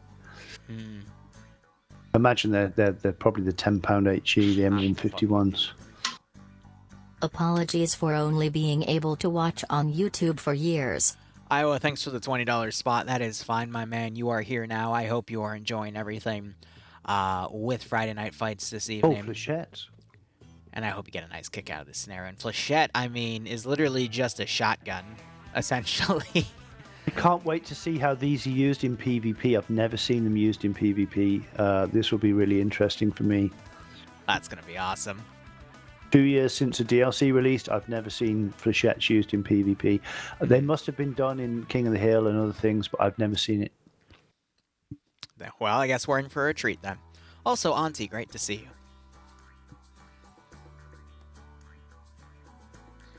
So the Cobra literally has an anti-infantry loadout with 14 Flechette rockets, and they still have the minigun on the thing. My God. Still, thinking about it, that's pretty balanced considering the Op4 side have 2 Dishka AA static, similar to the one we saw last round, and a 14.5mm that'll probably, looking at the AOs here, be in a good position to cover everything, but whew. Don, if you're in chat, can you also make the next prediction? Otherwise, I'll have to tab out and make that. That's perfectly fine. But Blue 4 is starting up in Baghdad Khan, and Op 4 has the entire southern area here between a temple, an open sector, and a little bit of a fire base there. So we'll see how things go. Anything south of the river is an Indian country, and it's hot in the bra. Maz, who is a mission maker in FNF, wants me to tell you thanks for adding an interior to the Hanoi train station for him. Well, Horrible Hog is in the chat, and his brother Horrible Goat is the guy who made that interior and, in fact, the whole building, so you can thank him. Are they brothers? Yes, they are. Actually, they're both from Finland. They love their saunas, and they built a little secret sauna somewhere on Kamlana. That is awesome. I had no idea the two were related, because I see Horrible Hog in my chat all the time. And I'm like, oh, like, I know this other guy named Horrible Goat. I love his stuff, but I don't want to say anything because I don't want to be rude. But I didn't realize they were there. The more you know. Oh, that's awesome. Tuamala brothers, you know, and let's face it, it's been said many times that, you know, Germans make the best officers and Finns make the best soldiers. And working with a team of Finns is just a dream come true because these guys are fantastic. Mm-hmm. You know, Temper made the Kaysan terrain for us single-handed. You know, it took a team of over 10 guys to build Kamlo Nam. Right. And then Temper, the Finn, comes in and just builds an entire 10 by 10 terrain on his own in about 6 months. That's nuts. These Finns are just incredible. I have massive respect for anyone that can work Bulldozer because it's just such a painful program, to be perfectly honest. Like, I love Deformer as an end run around it because that I can work for days. I'm not sure if you saw the big Vietnam mission I did a month ago for the guys, but I literally deformed a big chunk of Asia Valley to make the Battle of Apgu actually realistic to the terrain based off of the imagery I was given, and that was really fun to just carve out half of the damn ridge on the western flank. But good God, I've seen Bulldozer. I tried Bulldozer. I can't stand it. So I have massive respect for map developers that are able to do all of that. But the round has begun. I'm going to go ahead and look over everything. So we got those SPMs, those sit-down 7.62 machine guns. We got the Type 63 mortar back there. And then most of the infantry have spawned around Sector 2, and they have a teleport pull down in the form of this flag, probably to make it out to the other sectors. I saw an Op4 guy all the way up here. Oh, so they have a random, they've got a bunch of random positions they can teleport to that can give them scouting. We got another SPM over here as well. Very interesting. So we got all these random sight lines looking over at the other sector. Sector 3 appears to be an underground area as well.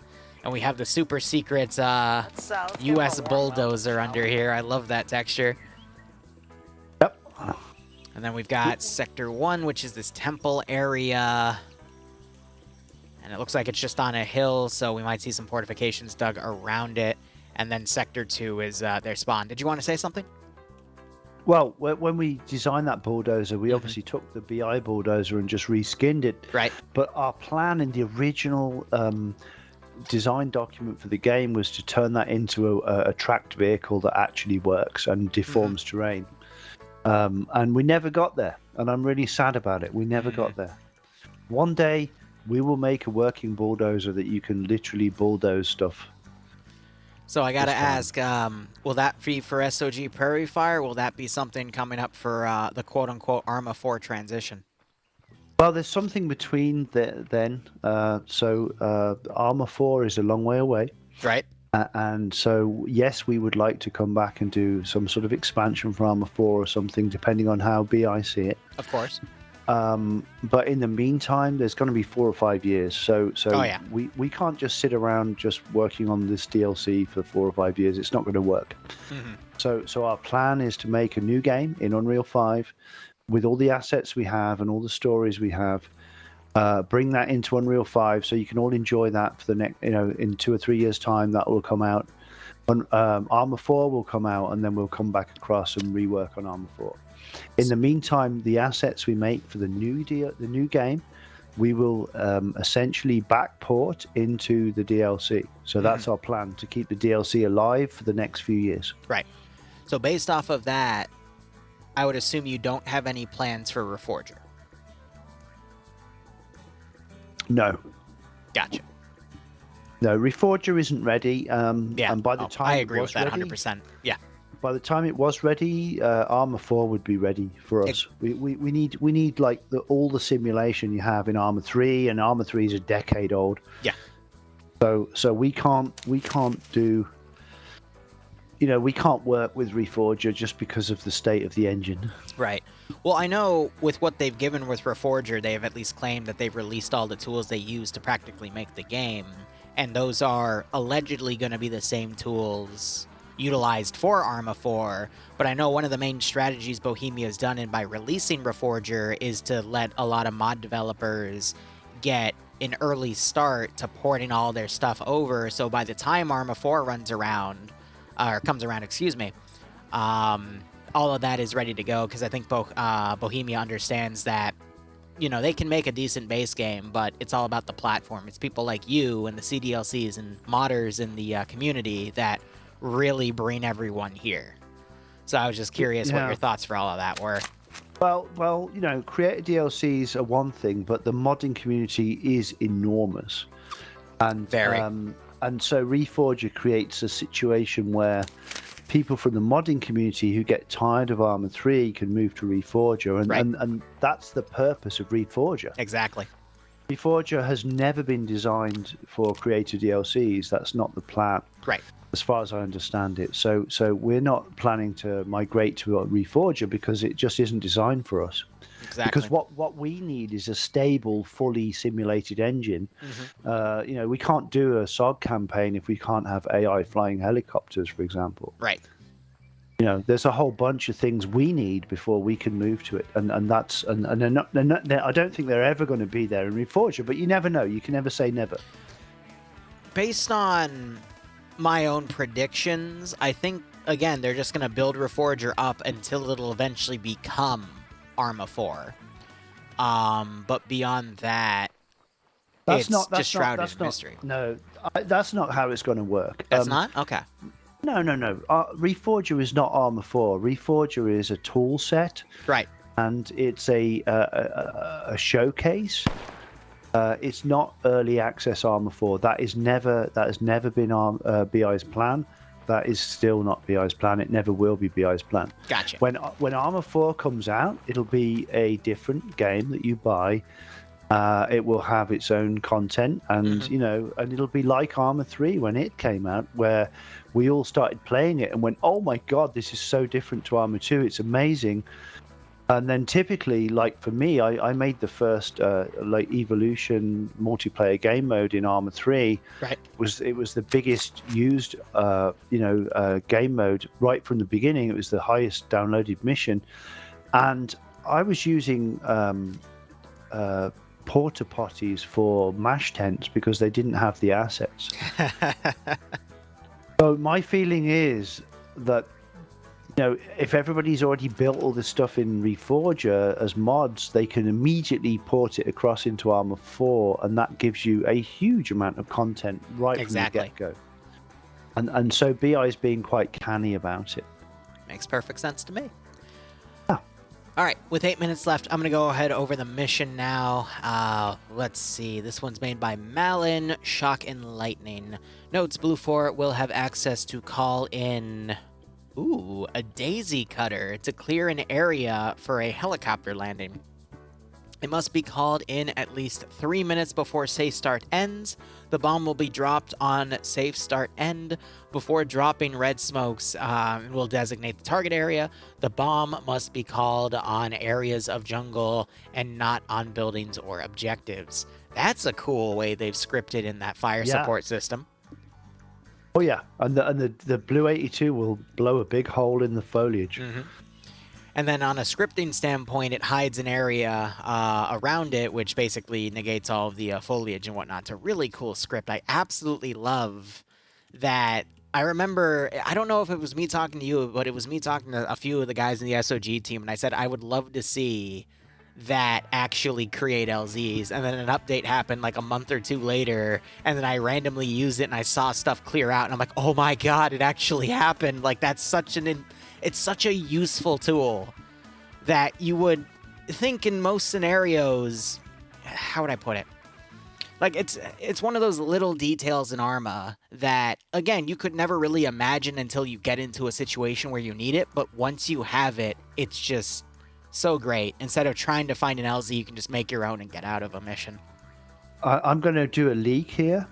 So here we go. Prick up your ears, because I've had a few beers, and because we're getting close to the end of our release and everything. So I kind of don't care anymore. We've proved ourselves. We've proved what we can deliver. We've proved that we don't lie to the public and the players. We've proved that when we say we're going to do something, we always do it. Yep. So on that basis, I'm going to leak that we are bringing out a plane that can deliver the Blue 82. Oh, that's going to be awesome. Because I know Unsun has a model for it. It doesn't have the ability to do it, though, because that was back before such a system existed. So I got a lot of follow-up questions for that, but I do need to get over the round. But I have an idea of where you're going with that. Oh, that makes me giddy and excited for future Vietnam missions to run, because that'll give me an additional task for air to work on. But anyway, going over everything, how Ad Sector works, guys, is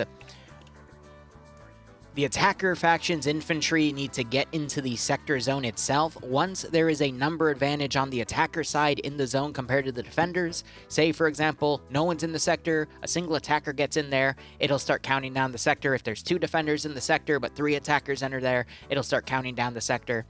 The timer for the countdown is, I believe, 60 seconds. If at any point the attackers lose the number advantage in the sector, the timer stops and is reset upon the attackers gaining the number advantage again, if they ever do. Once the timer successfully completely counts down, the sector is captured and the defenders can no longer take the sector. The attackers win when all of the sectors are taken. The defenders win if they are able to keep at least one sector. And of course, if you wipe your opponent, then you win. But regardless, with that, for this mission, we already went over the 3 sectors. So I'm going to go ahead and look over the other details here. So view distance here is going to be a click and a half, which is good for both air and for AA, because, in the jungles, you don't need that much for render distance. Defender build points are 125, which is your standard number between Ace Fortify into making defensive lines. I'd be curious what they're using for their Fortify script. I'll probably take a mission file apart later and look, because, for most of their missions, they have the same exact list, but for Vietnam, they probably themed it with Vietnam assets. Because I know when you have the E-tool from Ace, you're able to dig foxholes, for example. So maybe they added some custom stuff, maybe not, but hey, that's my own curiosity. Matte settings for Blue 4, it's just another M72 Law, but for Op 4, they have a Strela, and that's going to basically be dedicated on shooting down the Blue 4 Cobra. Otherwise, looking at Blue 4's uniforms, you have basically MAC-V kits here. Loadout's going to be M16A1s or M14s, or if they want to be Chads, they can bring a trench gun because those are always fun. 1911s as a secondary. M2 carbines as their support weapon for the quote-unquote light machine gunners. That's an interesting choice, but also as a balancing choice. We'll see what Op4's is in a second. But the M2 carbine, is that 20 or 30 round magazines? I think 30. M2's 30, yeah, and it's full auto capable. Yeah, so that's why they have that there, because that's their quote-unquote light machine gun they can utilize. But the M60 is going to be given to Delta for the medium machine guns. And then light anti-tank is going to be the M72 Law. Crew and aviation get the grease gun. Nothing on crew served weapons assets. We've got the Apers Cobra here. Malin, who is the de facto head honcho of EU right now for FNF, has confirmed it's 14 flechette rockets and the chin strap gun, which has 2,000 rounds. Otherwise, they have two UH-1D Iroquois, each with 1,200 rounds total across 6 belts on either door gun. They've got some transport trucks and some M2 M113 transports. That is quite nice to see. Otherwise, Op4, they've got your standard PAVN kits here. Their loadouts are going to be SKSs, Type 56s, M49/56s, or ISH double-barrel shotguns, TT-33s as their secondary.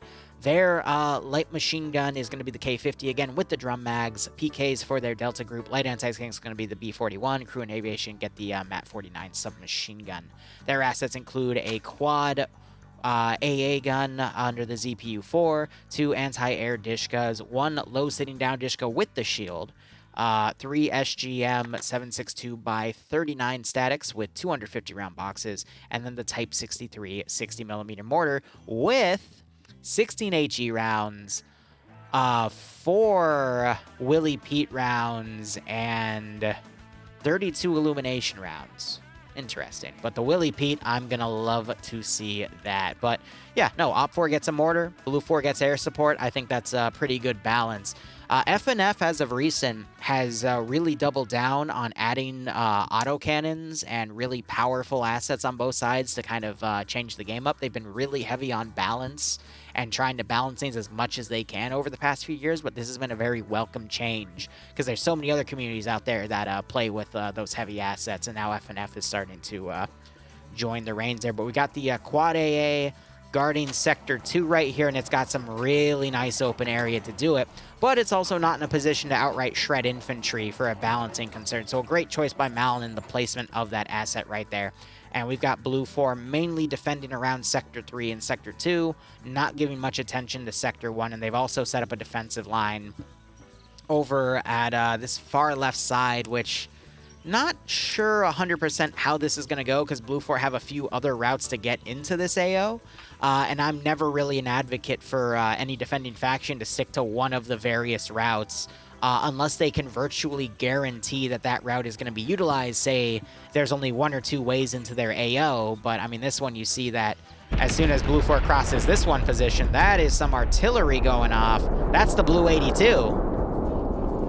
There you go. That's the Blue 82. It looks like a nuke. Very nice explosion there, but that is to create an LZ right next to Sector 2. Little worrisome, though, because you got the AA gun right next to that puppy. So Blue 4 might be in for a tough time, but look at that crater. It was also right on top of a hill, too, so... Whew. But that's a nice clearing that's been made for that LZ. Oh, we'll see how things go. It does the job. Yeah, it does Definitely. the job. And you know, during the Vietnam War, there was a known mole in the Arvin hierarchy, and they were given the coordinates of every SOG insertion. Right. So when the SOG guys landed, whole teams would disappear, and they knew that something was up. Right. So what they did was they basically gave their coordinates, and then they passed the coordinates to the Air Force and got them to drop a Blue 82 on the LZ before they landed. And when they landed, they found that there was confetti of body parts and bits of AK-47 and pith helmets and everything all over the place. So the Blue 82 is a legendary weapon in SOG because they used it to counter the spies and the bad guys who were stitching them up. Interesting bit of history. We got an op idea. involving what you just said as well, but we'll see that in a few months. But regardless, Blue 4 have started moving out. Their helicopters are doing a very far landing on the eastern side of the AO. They're going to have quite a bit of jungle to trek, but the other half of the force is moving between Delta and Bravo in command, 2 transport trucks and 2 M2 M113s. So Blue 4 starting off a bit fractured. I think they're going to try to regroup and take Sector 1 and 2 first. You can hear them honk. That was a very long-range honk there. I'm about 500 meters in the air, and I heard that plain as day. Good God. That startled me for a second, though. Back to Dennis's sounds there, but I believe these guys are going to regroup somewhere around point 38 here and potentially go and take Sector 1, maybe even hit Sector 2. But that Blue 82 was definitely there to give OPFOR the false impression that they'll be doing some sort of rush strategy to get right on top of that objective. And you kind of see its results with some OPFOR getting on top of these rock formations here and setting up to try to prevent any false landings around where the Blue 82 landed. So that's quite nice. Yeah, But you have to love Razorback's terrain design on the bar, because he made Dekrong, he made Dung, the 2 best maps in Unsung, to be fair, and he's just such a. I mean, he worked on Kamla Nam quite a lot. It was him that introduced me to the history of SOG, like originally. He knew John Plaster. He introduced me to this stuff. When he got a chance to make his own map like this, just this is the beautiful thing you see. It is a great map. that is quite amazing. And everything south of the Bra is fucked up. It's this is the NVA's base area 316. Anyone that sets foot in this gets killed. Comes home in a bag if you even get extracted.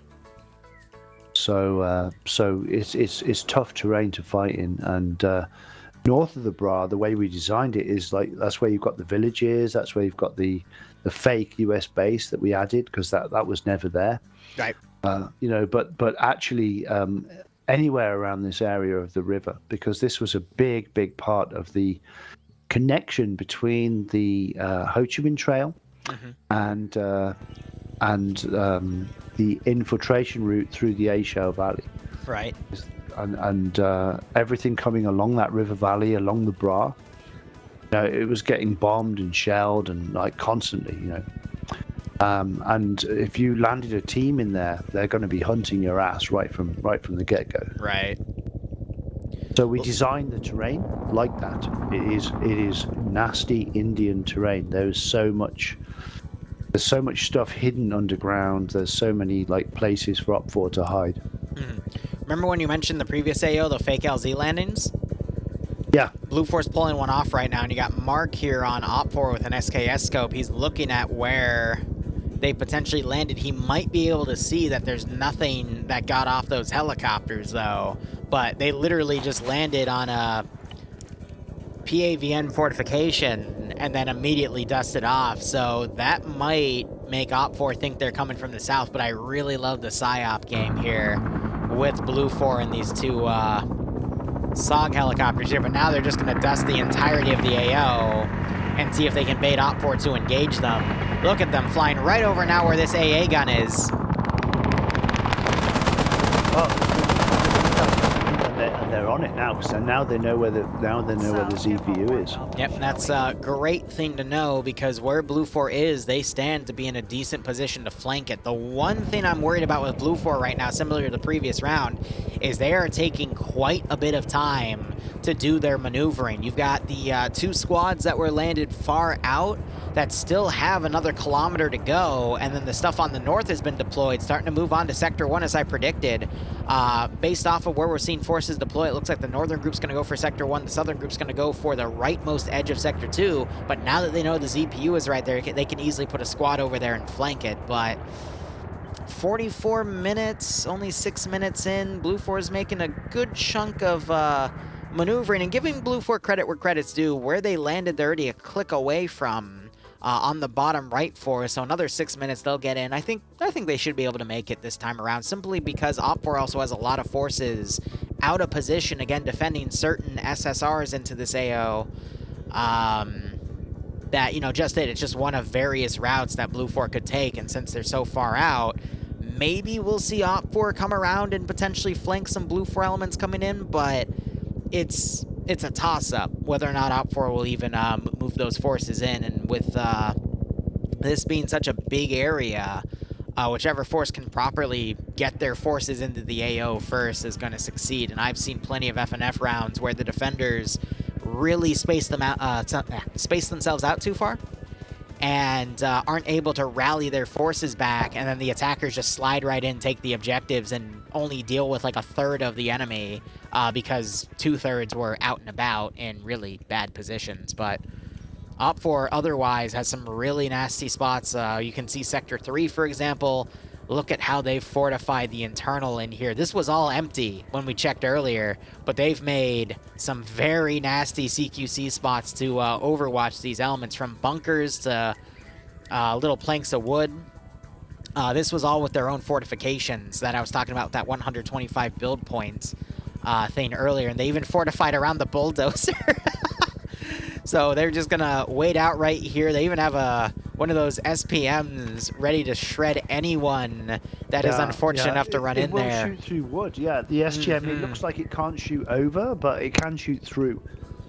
These are nasty keyholes that they've set up. This is gonna be one hell of an AO to fight in. And with the bunkers here, if there's any threat of grenades, they can just go prone in these bunkers and more than likely survive. All 3 SPMs are in here, actually. That is nuts. Yeah, they really want to hold this cave. I mean, we designed this cave as a multi-position truck park. That's why it was designed. It was based on a real situation. And what would that real situation be, since I think we have a second as Blue 4 maneuvers? Sure. Well, it was based on a real cave in Laos where the MVA could park whole truck convoys, you know, and keep them out of the sight of the US Air Force during the day. And I wanted to build some kind of cave that represented that. And Wax Butter, who's one of our amazing artists, an absolutely amazing guy, I hired him because all the work he did on the original Hell in the Pacific mod. Right. And I was working on Unsung, and I went through all of his content, and I couldn't believe how much he created. It was literally hundreds and hundreds of models. So I went to him. I just went to him and said, "We need you on the team." And he said, "Really? Really? You take me?" And I'm like, "Man, we couldn't do this without you, you know." And so anyway, one of the things he did for us was he created and designed all the caves, because he'd done all of that stuff for Hell in the Pacific before, based on the Japanese caves, you know, on Saipan and Okinawa, and you know, and that was kind of part of his knowledge. So that's what you see there. When you go into those caves, they were designed by Wax, and Wax just has a real natural gift for understanding a little bit of the CQB kind of stuff that you want to see inside buildings. That's amazing. It's really easy to build a building that's just like any old building, but what we do is we try and build things that are proper CQB, interesting buildings, and you know, same with the caves. So when you try and CQB inside one of those, you kind of realize you're in a level.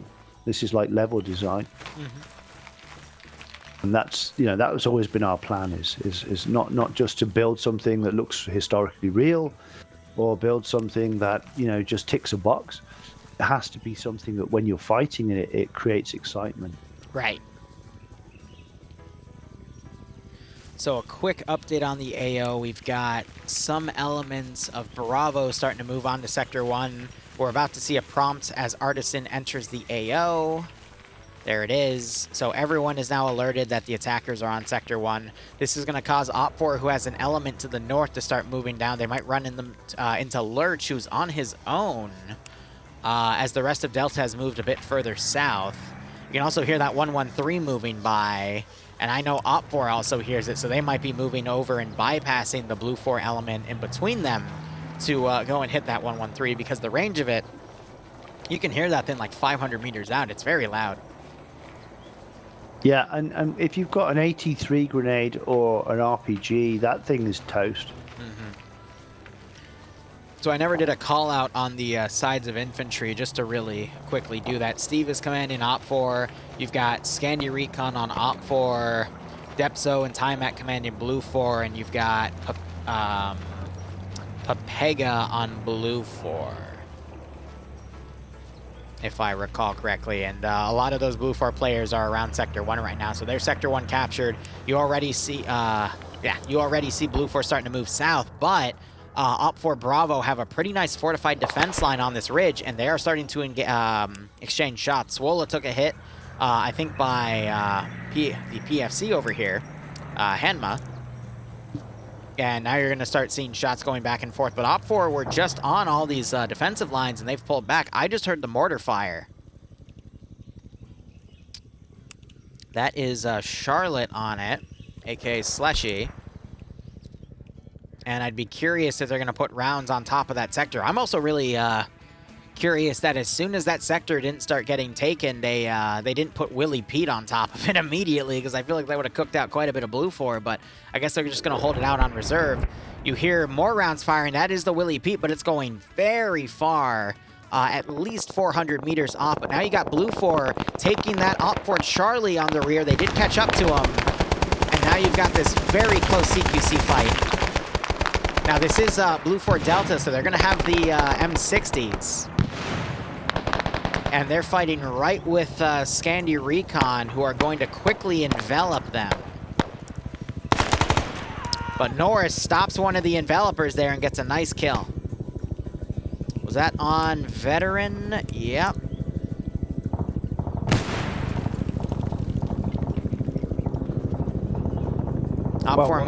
Yeah, go ahead.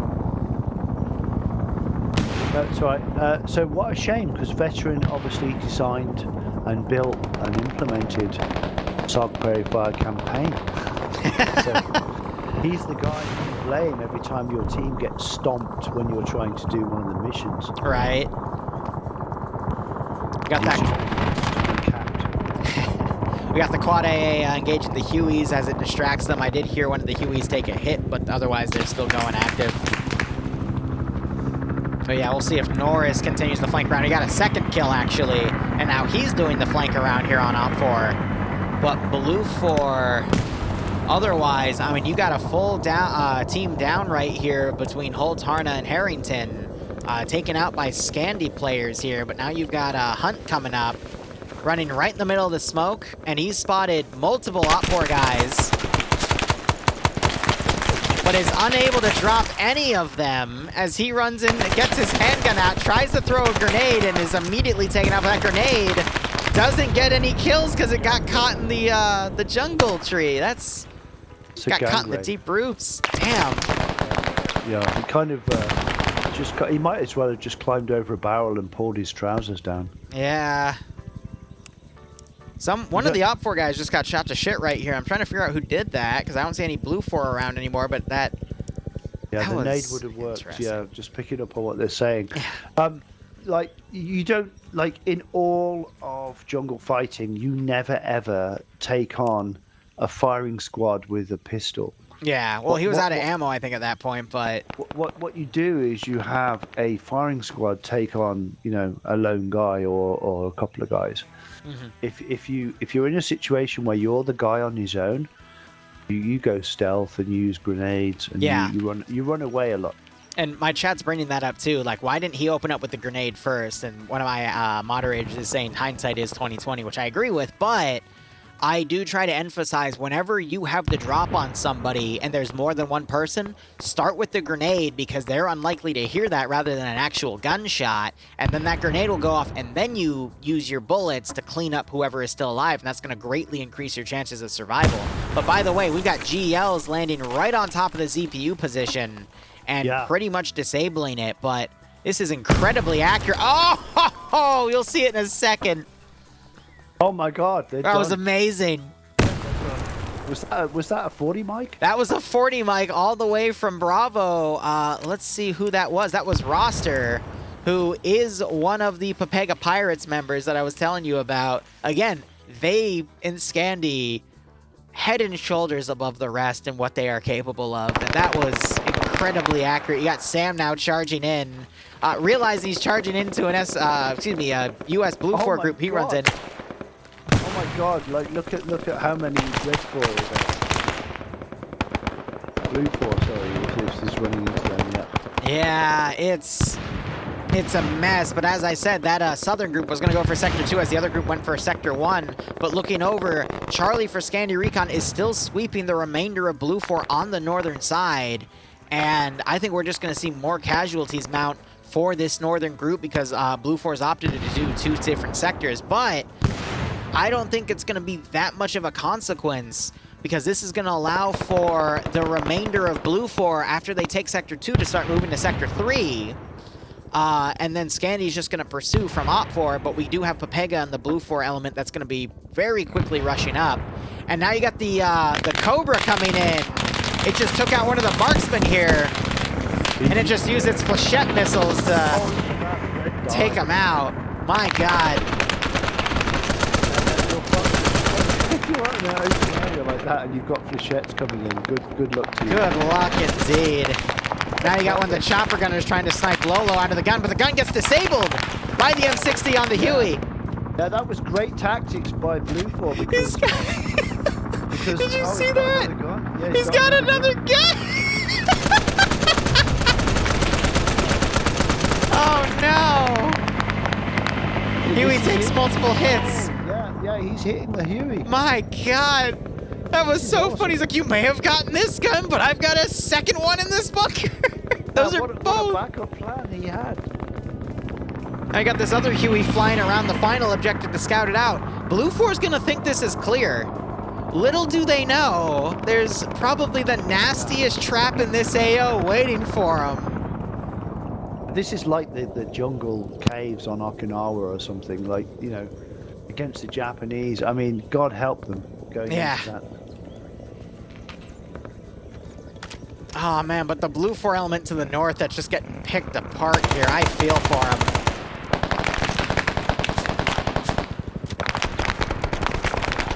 And you see the southern Blue 4 element already starting to advance, and the choppers up top are just trying to hit whatever they can. Op 4 still has their mortar in play, but you got the UH.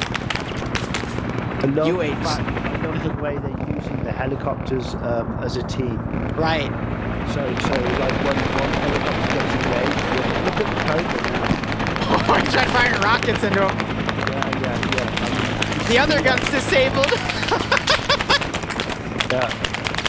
Now back in now, when they fired machetes at a Dutchcom like that, they actually had a guy, when they went and recovered the weapon, the guy was literally pinned to the weapon like so many flechettes through his body.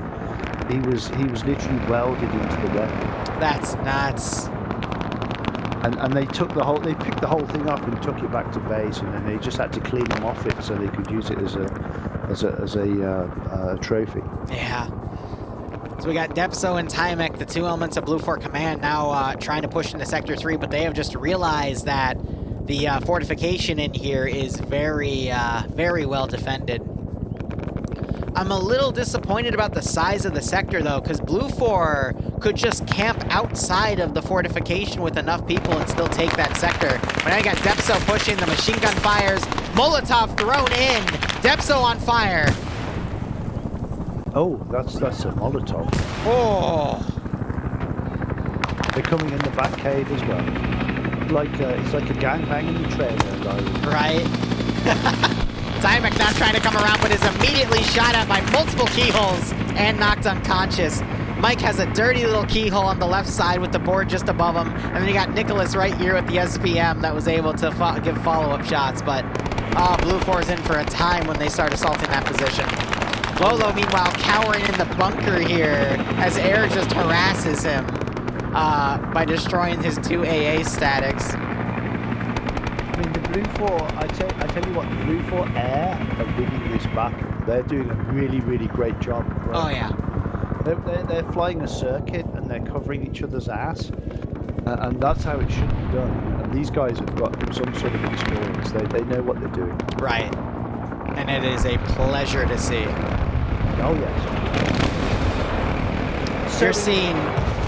Hold up, the artillery mortar, it's firing, but it looks like the rounds are hitting the palm tree, or they're firing just this danger close, and it's landing right on top of Blue 4. As you're seeing some of the static defense, one Op 4 just traded with Ivno, who goes knocked unconscious, but this mortar firing all these rounds CQC, but it looks like it just ran out, now it's firing Illumination. Oh, well, yeah, you're screwed. You're screwed at that point. Oh, man. Once you start firing looms, you know, you can't... Yeah, you're out of ammo at that point, but you got the gunners now firing down, but they're firing at friendlies on the outside. That's Blue 4 command. Now you got some Op 4 coming back. They're either going to join on the internal defense or they'll set up a outside position. We just saw, let's see, that was Puma firing, but Puma just got sniped by Blue 4, who are coming in. And now that mortar is under threat. This is an interesting game. Oh, no. I think there were more illumination rounds going because Charlotte didn't realize that she was out of ammo. Yep, more illumination landing as she got shot in the back by Blue 4 coming up. And this is Papega now charging up and cleaning up the rest of the infantry right here. However, we got the Huey firing at friendly forces now. And a rocket just flew past this one Huey too because it's flying low and slow. It's also taking ground fire. Oh, but the Cobra's flying overhead. Yeah, that's what you call a pink tube. Oh, it's going to start shooting at Iander perhaps. Also Whiplash. But yeah, because they've only got a nose minigun probably left at this point. It does make them a lot less of a foe to worry about. Yeah, the rockets are totally empty. They used them all on that hill to get those 2 kills, so now it's just up to the minigun. And threat, if you've got an armored helicopter, you can spot enemies. Yeah. Iander got taken out from it, though. They're trying to kill Whiplash now. Gosh, that must be ironic, being part of a dev team and getting harassed by one of the best assets on the ground, or in the sky in this case. Come on, Whip, you can handle it. We got to cheer the community manager on. I was just in DC with him, like in the Pentagon, in the White House. You know, like he's a solid guy. Yeah. And we both wrecked during so many times. He does have a stolen M60. And he is doing his best to hide behind this tree. Yeah. Oh, he's an army NCO. He knows how to... We do have a guy right here with AT Wheaton. If that helicopter keeps staying low and slow, he could get a hit on it, but he's still in a little bit of tree cover here. It's quite the predicament. He needs a B-41 through the cockpit. Yeah.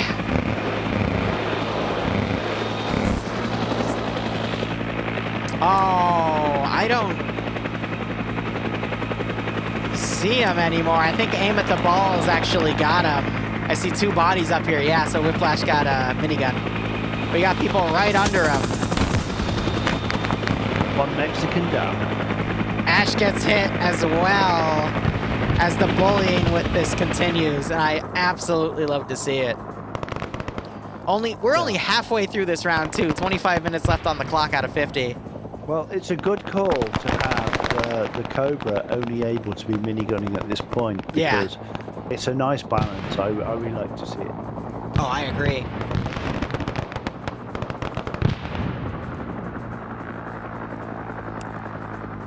Got Olaf being chased down by King here as Olaf's trying to flank around, but King's right behind him. Oh, and Olaf gets blown away off this little rock heap here. He certainly did. So I'm curious. I'm going to look at the first-person look of this gun here. My God. The whole system. Yeah, exactly. I mean, I saw the comment there from General Monic about aerial superiority. Yeah. It's not really. When you look at like the optics they're using and you look at the weapons they're using, these guys are like a flight target. It's not easy. It really isn't. About to say Blue 4 had great PID, but I just saw him bird as at his own guys as we got ChatGPT and Flux pushing and eliminating the remaining Op4 out here. Flux gets the double tap, but now you got Blue 4 right on top of his position, pushing the enemy. Yeah, that optic system is a bitch to use, and it's based on real things. You know, we had real Cobra pilots advising us on how to design that. So, Right.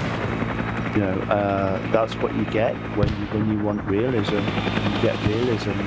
This thing was not an easy thing to use. Right. Oh man, so Blue 4's doing a great job. They're sweeping everything around the sector before they actually push in. They want to really win this fight, though we just had Jack get a friendly kill on some other guys here. Now he's being pushed by friendlies. One of the two Op4 guys was just found and taken out. Batty put a shotgun round by Jack, but realized he was friendly. So just some more unfortunate blue on blue, but it happens. Oh yeah. Put enough mad people with guns in a forest and you're going to get a lot of friendly casualties. Oh yeah. That was discovered in Vietnam, but obviously before that in the Pacific and Korea and everywhere else. And now they're doing it again with some of the hotel crew and another member here. They really need to tell that Cobra to wave off. Cobra needs to be more precise. Very difficult to do when you're flying around trying not to get shot. And in fact, actually, we did a podcast with Barry Pensek, who flew a Scarface. What was he? Scarface 20 or something? Scarface 20, yeah. And he flew with the US Marine Corps Scarface squadron. And he flew Cobras, supporting that console. And we did a podcast with him, with Dick Thompson, talking about what it's like to be on the ground receiving fire support from Cobras, and what it's like to be victim to delivering the fire support. And I asked a lot of questions in that podcast about, like, how do you know, what's it like when you think you might hit the friendlies? Right. Interesting. You're gonna see it. That grenade just got 5 people. Oh yeah, I see it. We can also see where there's been a lot of keyholing here, and a lot of Blue 4 have gone down, but also Op4 on the front of their defensive lines. They're firing AT in here and getting knockouts, but there's so much Blue 4 in the sector itself that they're starting to take the zone. But yeah, what would you peak in there? Obviously, you don't have really peaks, you're balancing it. Right. But that's what you would use to clear that tunnel out. Oh yeah. I put a couple of Willy peaks in there, one in the front entrance, one in the back entrance. You know, and then maybe drop a Mark 82 on it. Right, you just saw Nemesis come around. He was on 5 kills and he got everything, but Blue 4, because they're in the actual sector with that number advantage, just managed to come in and take the sector. I kind of wish this sector was a bit smaller. But that is the end of the round. That is a Blue 4 victory. That Cobra was nuts. Yeah, well played, and also why they played the team, because they didn't, even though they ran out, of their main rockets. Right. They stayed and they maintained position. They maintained an offensive position. They gave the enemy pause. Right. And that's really important. Even, like you hear about F-16 pilots in Iraq and stuff, and they fly in and they just do a show of force. Even though they're out of ammo and everything, they'll just fly over somebody and make them think twice. And that's kind of what the Cobra is doing there towards the end, which was all good tactics. Mm-hmm. Ooh, all right, this is going to be an Op4 assault, no assets, infantry only on Cam Lao Nam. So I'm going to go ahead and get that set up, and then I'm going to need to grab my 3rd beer. Absolutely fine. I will be here. I might go and get my next one, I guess. Go for it. Okay. While you're gone, I'm going to quickly change up my commands. And this is round 3, where Op4 is attacking 3 Blue 4. objectives.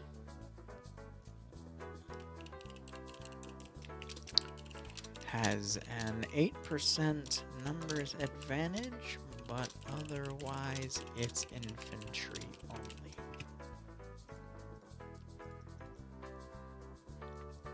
Whew, all right. I just want to say to chat real quick, thank you so much for joining us. It is always a pleasure to have Rob co-casting with me when we do these Friday night fight rounds.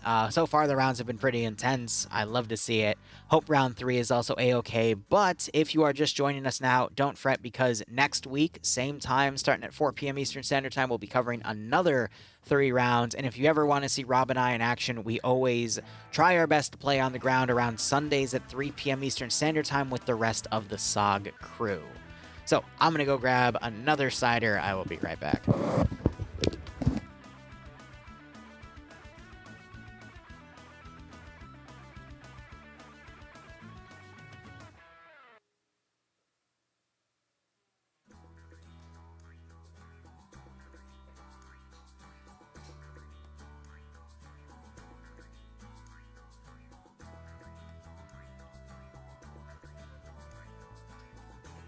I'm back.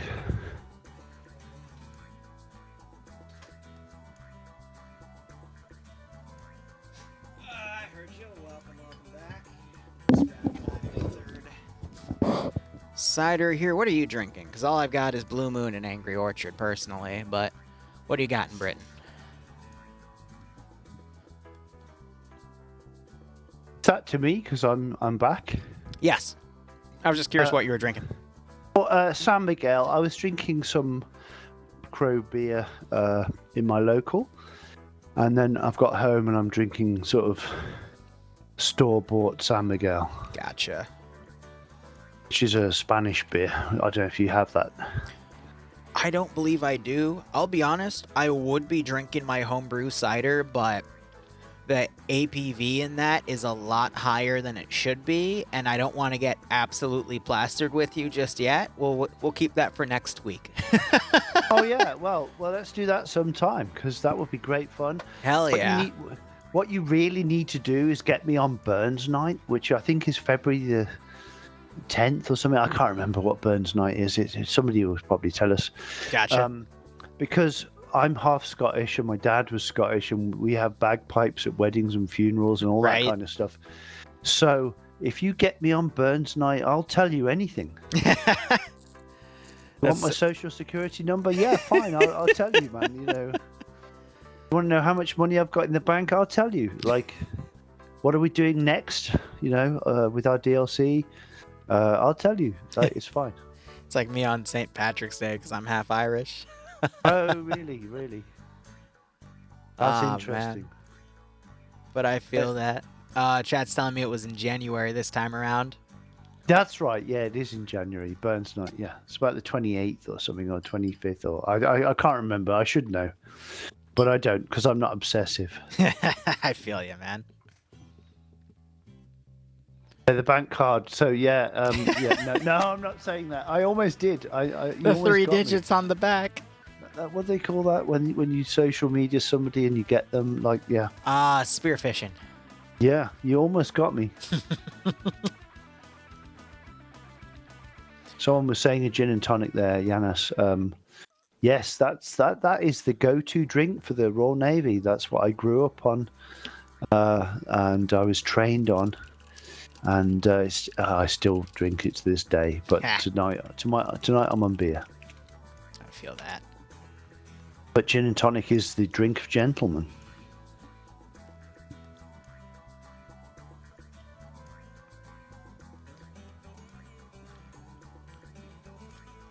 Haggis is fine. If anyone hasn't had it, imagine haggis is great. Just take a minced beef and wrap it in cabbage leaves and bake it in the oven with some onions and pepper. That's pretty much how haggis tastes. It's kind of quite normal. It's not as gross as you think it's going to be. Mm-hmm. I've had a lot of haggis in my years. That's something we don't get a lot of in the States, and then on top of that, it's hard to find good haggis, admittedly. So while we're waiting, I'll tell you about our trip to Washington last month. Yeah. So me and Whiplash, who's playing tonight, obviously, we went to DC on a flight. We landed. We went to the hotel. We met up with Paris Davis. He was due to get the Medal of Honor, so there was like a huge kerfuffle going on. There were secret police. There were Pentagon police, there was like DC police. It was crazy. There was blue lights flashing everywhere, and we were in a hotel at the Pentagon area that was just full of Green Berets and full of like veterans, and it was insane. And we rode in the motorcade to White House. With like about 20 dudes on motorbikes in front of us, like with the blue and red lights flashing, and they stopped every all the streets and everything. And there were three buses that went in, and one SUV, and the SUV had Paris Davis and his daughter Reagan in it.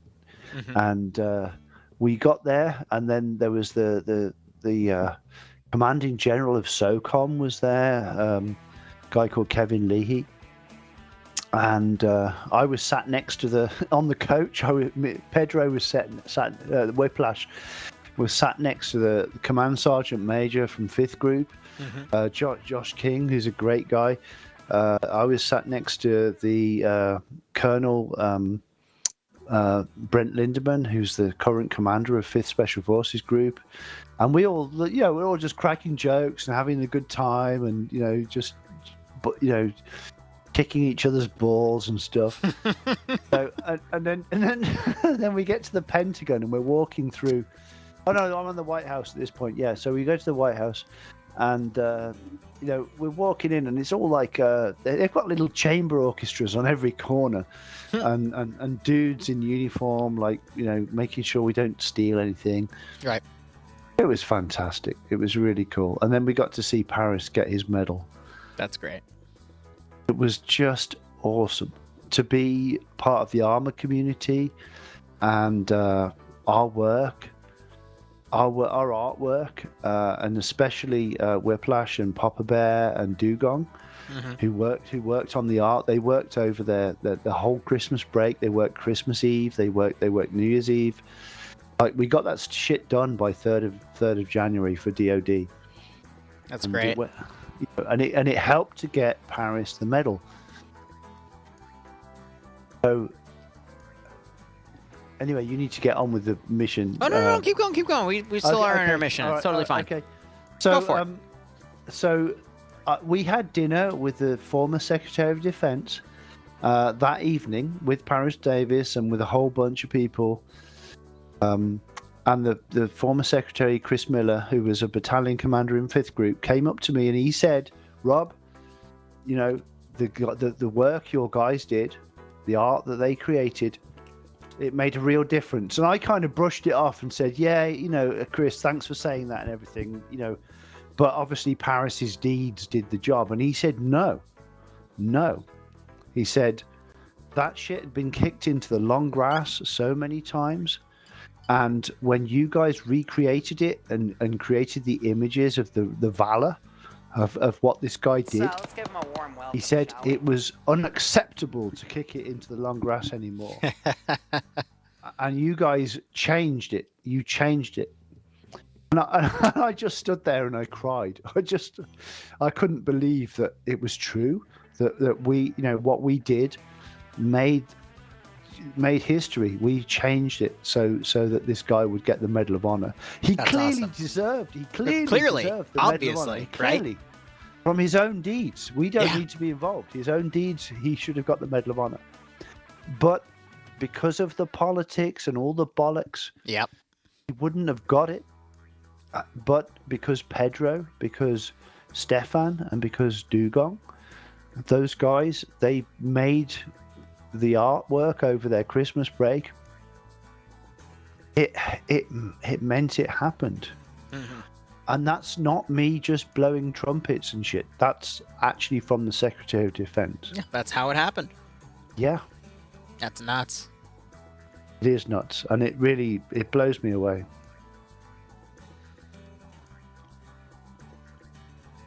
It's an armor first. You're right. You'd be surprised what makes the difference these days, but hot damn, you know? Like, that's inspiring. Yeah, somebody asked where we went. We went to the Army Navy Club in DC. Mm-hmm. We had steak. Delicious. All right, we got our final round of the night, and I'm going to start drinking heavily. So let's go ahead and see what we got here. I got to catch up to you, Red. I'm only 3 in. You're probably on your 5th or 6th, right? I'm a Brit. I'm on my 7th. Oh. And my 8th is lined up. And your 8th's lined up, righto. All right, here's our mission. Final one for the evening for me.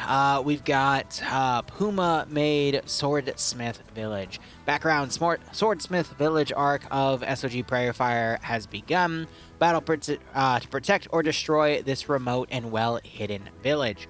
Preserve the secrets of the swordsmiths or bury them within the sands of time. This might be a bit of a meme op for the 3rd one. All right. Area of operations, battle over the supply of Nichiren alloy with the village, the source of their mythical hot spring, and an ancient training dummy centuries old. Who the fuck let this guy design a mission? Like, he's fired. I don't want him. Throw him out of the building. Walk him off the fucking lot. We're done. No, it's an official CDLC mission. Ah, dang. I feel like I've been bamboozled then, but oh well. Area of operations, battle over the supply. I already went over that. Notes, fog should lighten up eventually. It may also start raining. Game mode here, we literally have an ammo cache, a well, and a statue. The mission variables. This is great. The maximum view distance is 777 meters, Rob. Isn't that great? Defender build points 150, 25 over the normal. Standard 125. No magnified optics, nor NVG equipment. Medium anti-tank settings. Blue 4 has... Interesting. I'm going to be curious to see where they lined up the factions then. Because... Blue 4 is your Lao People's Liberation Army kits. Oh, beautiful. Yeah, well, they deserve a mention in history, and they deserve wiping out. But there we go. That's my personal politics. Blue 4 have a mix of SKS rifles or Mosin Nagants, the M93/30 rifle, or ISH double barrel shotguns, TT-33s as a secondary.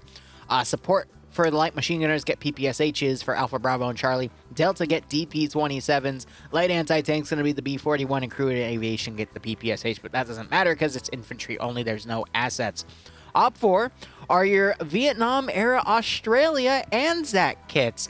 You know, Rob, do you remember, I remember when Nemesis and Whiplash wanted me to make a mission that featured the release of the Anzac kits. I realized going through this mission, I was completely wrong. I should have made something like this. This is truly the pinnacle of your CDLC. They haven't got the giggle hats, but you know it depends on the year. Because the giggle hats, they should have the little white stripes on them. Right? Oh, man. Otherwise, loadouts for the Anzac forces here. We got the L1A1s or M14s or the 1897. Got those numbers crossed. Trench gun, 1911s as a secondary support for the Alpha Bravo and Charlie. Their light machine gunners going to have the L2A1, and then Delta's going to have the M60. Light anti-tank's going to be the M72. Crew and aviation doesn't matter because it's infantry only. No assets listed. Looking over. So go ahead. The only mistake there is that the Aussies should have a Browning high power and not a 1911. Gotcha. It's just got 13 rounds, but it's 9 milli. It's not as powerful as 45. Whereas the TT-33 with 9 or 10 rounds, it feels like a 45. I fired a bring back one that Ken Bowray brought back from Nam, from a dead NVA officer, and man, that thing kicks ass. You don't realize the TT-33 is a great pistol. So the 1911 for Blue 4, it's short on rounds. It's got a heavier kick. Right. But they should but if they're Aussie, they should have had a Browning. That's fair. Well, I'll be sure to yell at Maz because he's the one that made these kits. He was actually in my chat earlier, so we can address all of our concerns to him. Damn it, Maz, do your job. Anyway, looking over at the roster here, Batty is going to be commanding for Blue 4. Norris leading Alpha with Hunt as the marksman. Iqbal leading Alpha 1 with Henma, Holt, and Harrington. And no Alpha 2. Bravo is going to be led by Eric with Banks as the marksman, Swola as the medic. Bravo 1 being led by Tackleberry with Harna, Wheaton, and Patriot. Major Khan leading Bravo 2 with Gazag and Ash. Charlie has merged everyone together under Charlie Actual with Bluck leading Tymic, Pogo, Quebec, Skipu, Deodox, Astronaut, Kempa, Tim Kappa, Lolo, Kermit, and Evno. Delta being led by Moneyman with ChatGPT Soldier as the 2IC for that GL capability, and Guy Fieri as the medic. Delta 1 being led by Armor Jesus with Artisan, Michael, and King. Delta 2 being led by John Stupendius, or it says Stupid Anus. Oh, frickin'. Some of the people in FNF really like to rename themselves or put certain things in the mission file because they know I read it. And, yeah, awesome. I'm just going to call him Stupendous. They did get me there. Because I've been calling him Stupendous for the previous 2 rounds. Stupendous.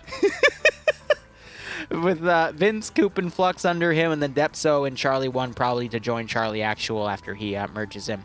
Otherwise, Op 4 being commanded by Pierce. Oh, my gosh. All right.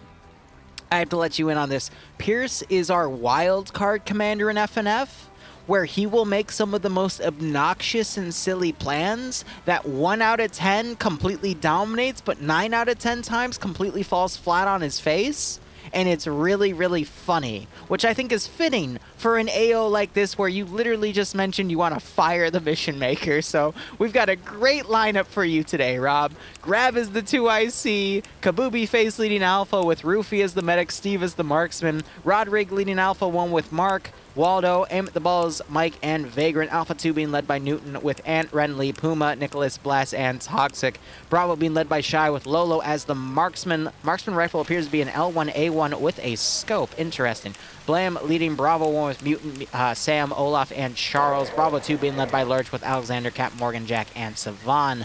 Delta being led by Charlotte with Katz as the 2IC and Cindy as the medic. Delta 1 being led by Whiplash with Cullis, Puma, Nemesis, and Purton under him, and Matt leading Delta 2 with Maz, Gianni, Iander, and Flying Finn. That is our roster. I have to apologize to the entire player community because the last time we watched the Aussies playing this sort of mission, I said I would fix the really bright Bohemia vanilla shovel on the back of those backpacks. Yeah, and they're still there.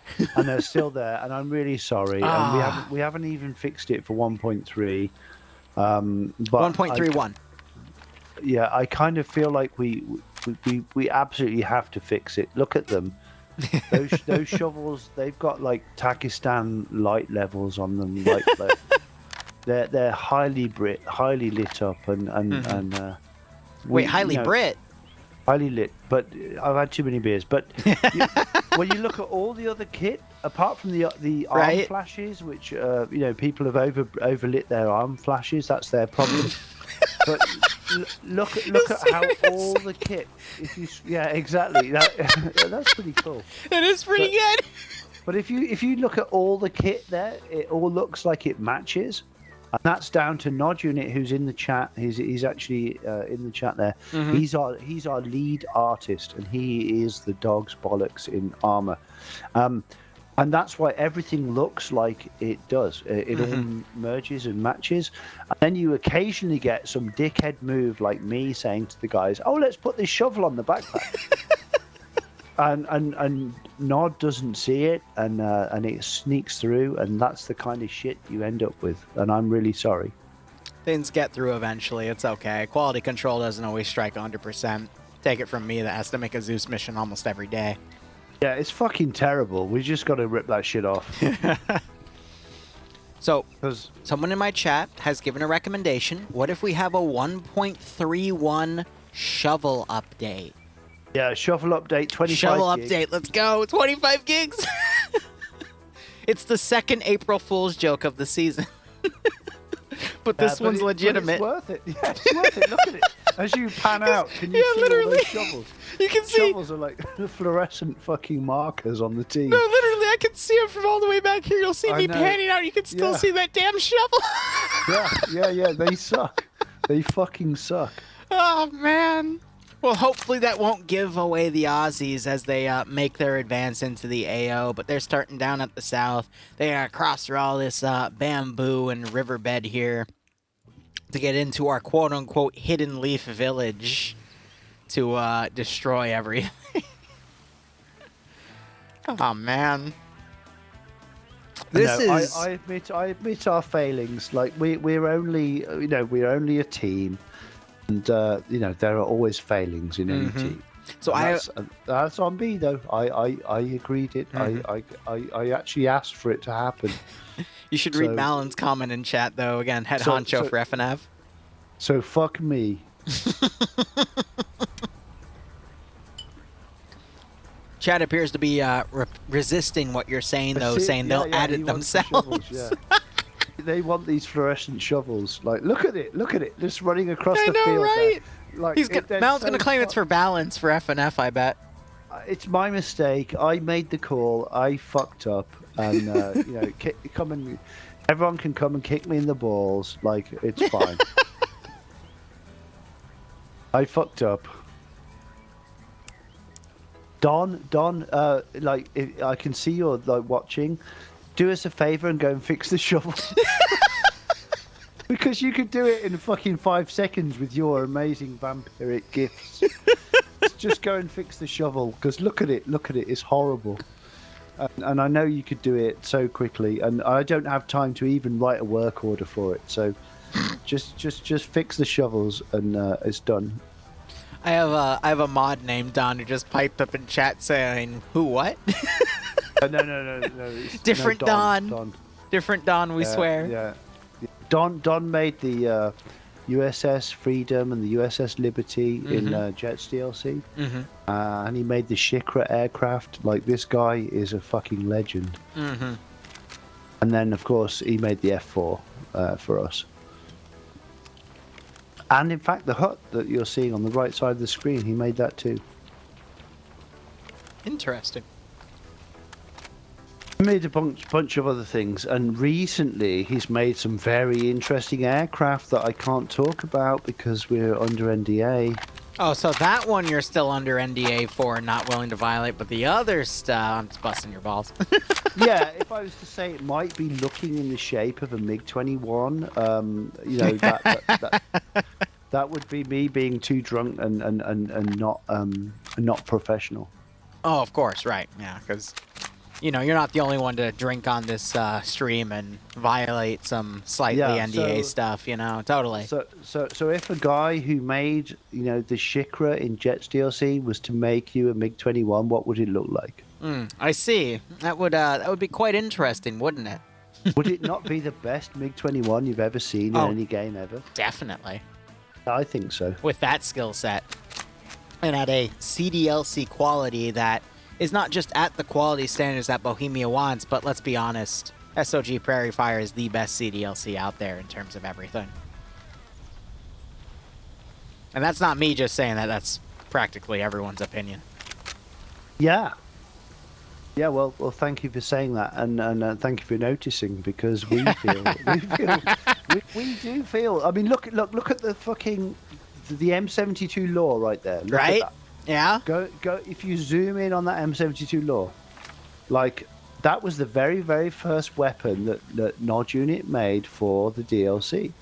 You got all the design on the background. Yeah, and he made that weapon, and we looked at it and we said, "Holy shit! If we make everything like this, we're gonna win." Right. I gotta dock you though, Rob. You know why? What? You got the shovel. Oh, his finger's not on the trigger. Oh my god. You still got the shovel. No, the shovel. Oh, okay. Yeah. But his hands are on this trigger there. I've admitted the shovel. Okay. I'm still gonna give you shit for it. I shit my pants in public, and I've confessed to it. So we all make mistakes. Like, game developers make mistakes. I made a mistake with that shovel. I have an idea. What if on the F4s we put the shovels on the F4s? That way when people look up at them, they'll get blinded by the lighting of the shovel and not be able to line up a clear shot with their RPGs. Well, that could work. But just look at the metal reflection in the back of that M72 and tell me that isn't just fucking awesome. No, I agree with you. It is pretty awesome. I'm just trying to, as someone that, you know, is a thinker. Don't look at the shovel. Just don't look at the shovel. But no, we got to recycle the shovel and use it to our advantage, all right? It's an asset that we can work with. That's what happens when dickheads like me go, oh yeah, let's stick a shovel on the back. Let's stick a shovel! Without actually working with the artist team. Of course. Like, let's just take a shovel from Armor 2 and stick it on the backpack. Look at it. Look at it. You can see it in the crowd. Yeah. And that's what shit mods do. We should not ever behave like that. And I'm really sorry to all our player base. Because I stupidly said, oh yeah, we don't need to make a new shovel. Just put this old one on there. Just shove the old shovel on it.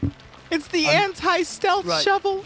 And when you look at all the Armor 2 ports into Armor 3, that's the kind of shit you see.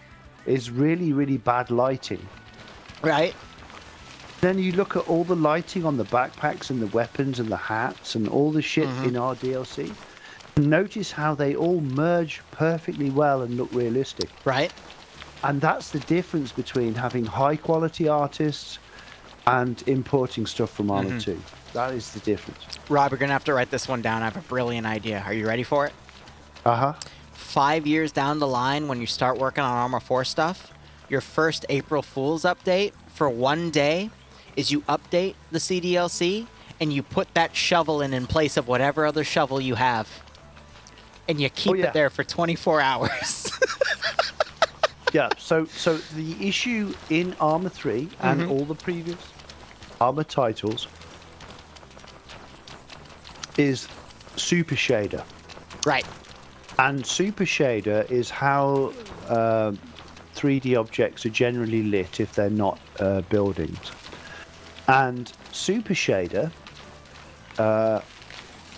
is the way it was designed is you can break the laws of physics.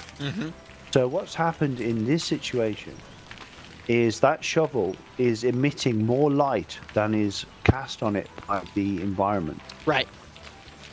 So that's the actual technical answer as to why the shovel is so bright.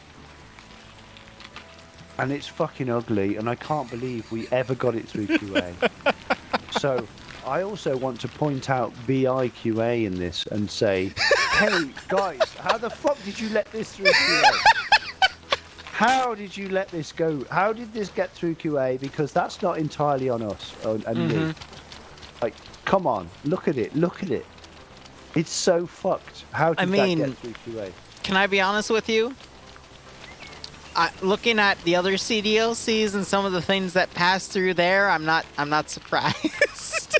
Yeah, but it's below our It's quality. below your standards, exactly. Yeah, our quality is higher than BI. We set our standard. And that's not to be hubristic or something. That's the truth, though. You've got some of the best stuff that's official on the BI side between what BI has made and what you guys have made as a CDLC. So I completely understand that. Yeah, but the shovel is awful, and we should have fixed it by now. and that's on me. That's basically I forgot to fix it. I forgot to get the guys to fix it. I love how we spent the last 25 to 30 minutes though just fixating on this damn shovel. Yeah, and Nod Unit, being our lead artist, is watching the stream while he's working, and he has now shelved the aircraft he's working on because he's fixing the shovel. And I guarantee you, tomorrow morning, you're going to have a new shovel. That shovel will be fixed. For the 1.31 shovel update, come on, we have to make it a thing. They'll make it into 1.3 because Don has seen it, and it will be fixed. Gotcha. Oh, my God. I say that like I'm giving a fucking order, Don. Go and fix the shovel. But I don't have to do that because he has so much professional pride. That shovel's getting fixed. You just give him the look and he knows, Rob wants that shovel fixed. It's about damn time. Yeah, look at it. It fucking sucks. Do we just have an ND? Yep, we did. All right, so someone decided to fire their rifle, given the infantry advance away. But this is even the biggest group of Op4 infantry. The biggest one has already gone north right here and is flanking around. But we still have the shovel up here. It's funny. I think the shovel's part of the EOD kits. Yeah, exactly, because they're the ones that also have the option to take the shotguns here. So if Blue 4 correctly identifies that the shovels have the explosives, then this could get very exciting for Blue 4 to steal all of Op4's explosives, all because of those silly little shovels. Yeah, well, shit happens. Yeah, you know, we do our best. But sometimes a shovel falls through the cracks. Yeah, and I'm guilty. I was cutting corners, and I just said, "Oh yeah, we'll use the shovel. We've already got one made. Throw it in there. It'll be fine." And it bypassed our lead artist. He didn't see it. Mm-hmm. And if he had seen it, he'd have gone, "Rob, what the fuck?" You know, my chat's also telling me that the shovels are also partially clipping into the backpack and the straps as well. Oh, well. Yeah, fuck you and your clipping. Like, it doesn't matter. Like, go and look at vanilla stuff and you realize it clips worse than our shit. Oh, as someone that makes so many custom kits every week, I can tell you there's so much official shit that clips. But nope, it's this one shovel, Rob. We gotta fixate on it. It's also clipping. Yeah, no, but it is like a fluorescent marker on the character. It really is. How did that get through QA? I mean, fucking hell. Like, it's probably time to look at some other shit. My God. Round one, we go on the round. Round two, we talk about the bra and how great the dev was. Round three, freaking shovels, man. I don't want to kill myself after this stream, so you know, let's probably look at something else. All right. We got a guy the Medal of Honor, man. Like, yeah, you know, of course. You know, like we didn't just make shovels that really bad. Well, the only reason I'm fixating on the shovel is because we're waiting for Op4 to move into the actual AO itself. Blue 4 starting to set up defensive positions. They even have a full squad on the far eastern side ready to come in and ambush, but we're just killing time. Ooh, excuse me, killing time with shovels, and I have the hiccups. So the thing about the Aussies, the thing that makes the Aussies different to the Americans, it's similar to the U.S. Marine Corps, you know, with their M14s, is they've got a 7.62 51 round, and that is a killing round. So, yes. So you know, it'll be quite interesting to see the Aussies moving up Son's shovel, you know, to engage the Path at Lao. Like the Path at Lao, they're generally a weak force, you know. Right. Although this guy's got a 7.62 51 round in it. 51. Yeah, the DP27. He's got the Skype logo on his shoulder. yeah, and he's got 51 rounds in that can there. So, I mean, that personally, I love that weapon. There's a picture of me on our website holding the weapon. Nice. When we tried to fire it in the Czech Republic, unfortunately, it was broken and we couldn't have it. We got to fire a VZ-26 instead. But I had this on my list of, like, I must fire this weapon. Someone in my chat just said the Medal of Honor recipient got the glowing shovel. God damn it, chat. Yeah, I'm sure he did, yeah. Oh, my God. No, Paris, to be honest, like Paris Davis, he lost fingers in that battle. Right. Grenade fragments took his teeth out. He swallowed the teeth and defecated them later. So he could keep them. And he was shot in the leg and the arm while recovering people from the battlefield and rescuing them. At one point, 12 to 13 VC stormed his position when he was on his own. Right. And he killed them all with a bayonet and rifle butt. It's nuts. That is honestly nuts, and I'm glad he got his medal. But we're going to focus on the action here. Op4 pushing those two Blue 4 Delta guys back. Charlie coming around on the side. We also had a moment where Tim Kappa and I believe it was Jack were literally within like 5 meters of each other as Jack ran up the path and Tim was behind a tree. Also, Collision, I appreciate that. Happy birthday, broski. It was my birthday yesterday, so I was doing a bunch of other streaming there. But otherwise, Op4 is now starting to maneuver towards the west to get closer to the objectives, because a majority of Blue 4, I want to say at least 2/3, maybe even half of their force is playing defense at the moment. And then we've got this one squad coming around to potentially hit Op4 in the rear as they advance. But looking at the objectives themselves, you have just a massive defensive bunker position on Overwatch up here with Pepega. I feel like that's a waste of Pepega's ability, though, because, yeah, they are capable marksmen, but they really excel at being aggressive and flanking around. But I guess because the other 2 rounds they've been doing that, they decided to be put on Overwatch instead. But you got the cache right here. You've got a temple over here with the well, which I think is acting as their mineral reserve, and then you have the statue over here, which is just an open area for target practice that they're going to let Op4 take for free. But now we're going to be in a little bit more of a hold as well, because we saw those 2 Delta guys. They've successfully disengaged to the north, and the rest of Op4 is coming around. Iowa, thank you for the 420. Next pay for pain, Falcon only gets a shovel. Oh, no. We have to give the player bases the shovel now, Rob. What's happening? So once in every 6 months to a year, I host something called Pay for Pain, which allows the viewers to pretty much control whatever happens to the player base. Also, Jan, thanks for the 690 there, but or 69. But from what my chat is saying in donations, they want to see that shovel turn into a secondary melee weapon, and they want to give it only to my player base. I think it is a melee weapon. I think you no! can use it. But yeah, obviously, if you're wearing one, you're lit up like a Christmas tree. Christmas tree. Yeah, you're fucked. and I can't believe I ever let it get. Anyway, we've been over that. Yeah. It's all good. Again, we're just killing time right now till Op4 gets on top of the objectives. This is going to be a quick round, but yeah, you could just immediately see it. I'm not even trying to focus on it. You just see it. You just see it. That's some bad shit.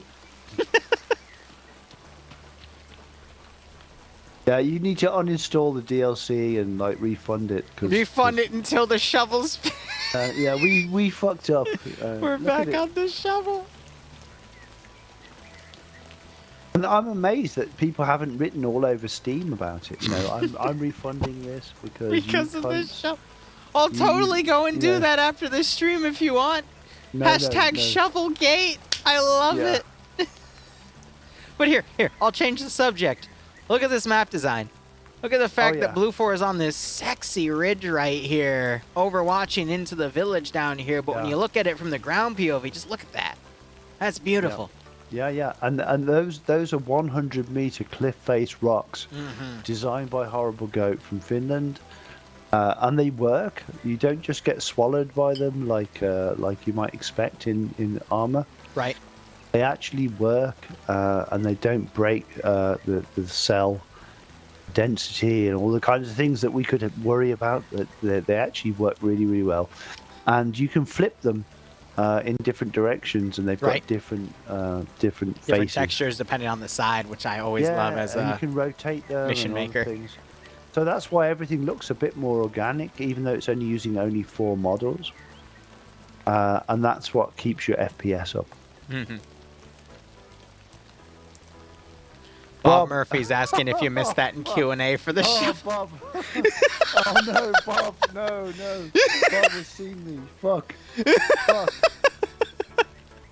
Fuck. Oh, God. I'm in so much trouble now. Bob, can you make a ticket for Nod Unit to fix the shovel, please?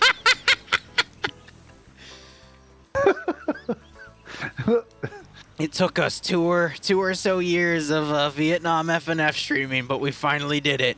We finally fixed the shovel. Yeah. At least started the process, but he says will do, boss. So yeah, of course he will, because he loves bugs, and he bites our ass every time we make a problem. Bob is the best fucking QA guy you can ever have in any team. awesome. He's fucking outstanding. Look, he's looking for a screenshot now. I have to queue up and get a screenshot of the shovel. Here, no, I got him. I just have to go to one of the explosive guys. I can give you all sorts of screenshots here. What do you want? Do you want a close one? There you go. No, that's good enough. Yeah. You want that? You want me to go out and literally you can see the damn shovels from all the way out here compared to the rest of the infantry with the camo? There you go. We have a shovel. Oh, we have a shovel showcase. Here, I can get you a different angle. Boom. Look at him. He's so bright. Like, I literally can't see his silhouette, but I can see that shovel silhouette. Took a few. Thank you very much. No problem, Bob. Happy to help the SOG Prairie Fire CDLC team. What I want to say at this point, Liru, is that isn't it great that a DLC that's this fucking good can have one hilarious mistake. Right. I'm holding you to this, though. I want to see that shovel appear for an April Fool's joke in Arma 4. I am holding you to that. I will see you in 5 years. I will literally write it down, and I will message you in late March. Is the shovel coming out? Bob has already got it. Like he just said. Like so the rest of us will never hear the end of it until it's fixed. Now, Bob is the best PO manager you can have. So it's going to get fixed, and Don has seen it, and I guarantee Don has opened up the model and has already probably rolling his eyes at this point on the amount of times we've brought it up. yeah, it's already fixed, man. It's already fixed. By the time Bob put the ticket in, it's already done. It's already handled. Yeah. Easiest ticket ever. Yep. You have a fantastic team. Indeed you do. So let's get back in the game. What's going on? So we've got Blue Fort Charlie flanking around on the rear. Op4's divided into a bit of a strong arm, weak arm scenario. The strong arm is on the eastern flank trying to repel this Blue Fort assault going up on it. The weak arm with Alpha has already pushed up and is harassing the Overwatch position on Blue Fort Delta, which is the Pega Pirates players who are now heavily pinned. We just have a long-range firefight going at this point. Wow. Oh, with those 7.62 51 rounds.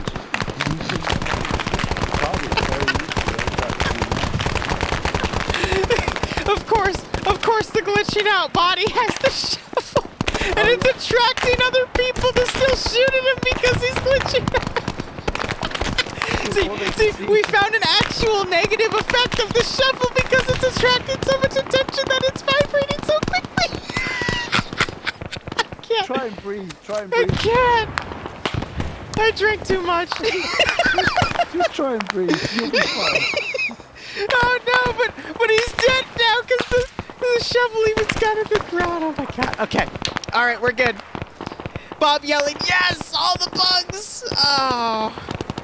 We had to find a reason to change the shovel, Rob. Not just personal preference, but there, I gave you an official reason for your bug report so it can officially be fixed. We're all good. It's on me because we picked it up in the last podcast. Right? And then I forgot, I completely forgot. You completely forgot about it? I feel you, man. and now I'm going to, yeah. Okay, Don, just fix it. Stop trying. Fix it. Right. You know you can. I'm only going to bring it up now if I see it again. All right? I swear. But then again, knowing the model, we might see it again. But still, we're focusing on the mission. It's very likely just an RV map fix, which he can do in like 5 seconds. Right. Because he's a wizard. Yeah. All right, so Op4 still staying on these Overwatch positions. They've turned to try to repel Charlie as they push up. However, we do have one Charlie member, Tim Kappa, starting to move around on the flank here. He's a Blue 4 explosive specialist. So since he doesn't have that shovel, obviously he'll be able to get close to the enemy and potentially ambush them with that double-barrel shotgun. We got Pierce close by, but he is still looking in the hilltop direction of Blue 4 there. And Tim, he's going prone because he doesn't know where the enemy are, but he hears those gunshots over on the northern side. Unaware that Command is just to his left and could potentially take him out. if Tim crosses their line. He's looking the right way. Yeah.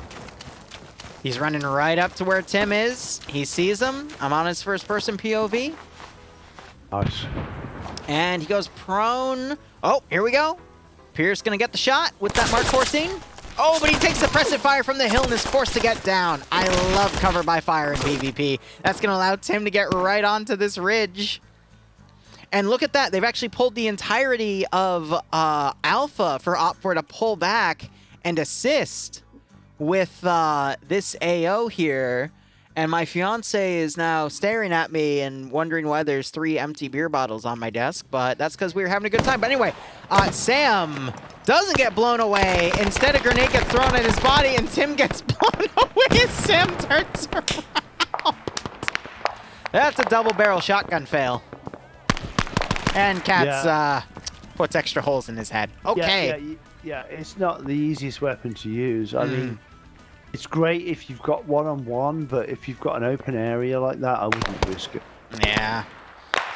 So Op4 is doubling down on staying defensive here. They want to try to force Charlie back, but Blue 4 Charlie's already pulling back for the most part. They still have a few squirters suppressing that position. We just saw Kermit get a knockout on Captain Morgan. But interestingly enough, Op4 is now shooting each other between the hill position and Alpha. Roofy is unconscious. Don't know what caused that little bit of CQC there, but...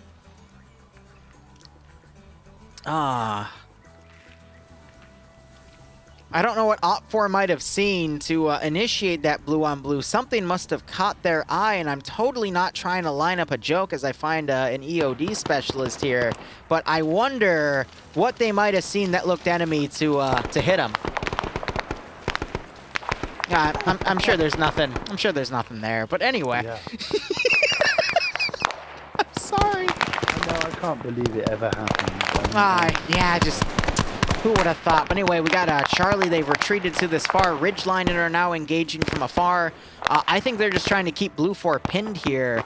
It's like that time you banged your cousin at a wedding, and you know, you have to face it, you know, every time there's a family gathering. Well, with enough alcohol, anything's possible, Rob. But regardless, I also want to point out the previous round was almost over around this time. We're at the 28-minute mark. We just saw a GL round hit right on top of Puma there, knocking him unconscious. But, woo! 28 rounds remain in this round. Op4 continuing to stay pinned. We hear AT being launched. That round went over the ridge, though. But I like to see that Blue 4 is trying to utilize those B-41s to act as a shock weapon to potentially keep Op4 pinned. But now that Op4's all pinned down here, because Alpha was originally moving down to try to hit the objectives, Charlie's just continuing to keep them pinned on this ridge.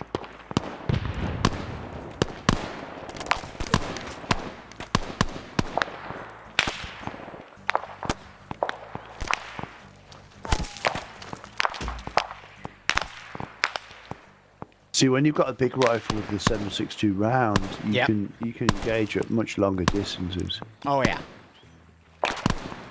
It's just with this long distance and the fact that Op4 is going to be firing uphill, it's going to be a little hard for those marksmen to initially range their shots, especially since Blue 4 has been going back and forth. This is their second position, but now they're starting to even fold a few forces in. I just heard one of the Lao guys get hit, though, because I heard a death scream. So they're still taking an occasional casualty here and there, though. And then you got Delta for Blue 4 all the way down here, trying to get a bit closer to open up with some machine guns. I mean, if they've got Mosins, they've got the same round effectively as the SLRs, but majority of weapons they've got SKSs and AKs, which do not have the same power as the Australian SLR. I'm really surprised Op4 is not trying to actually maneuver to the objective. Instead, they're letting themselves get pinned right here. Granted, I think I understand because it's a lot of open terrain to get to the AO, and they don't want to be picked apart through this open terrain, but it's Pierce commanding this one, right? Yeah, so I mentioned earlier, Pierce is a very special commander.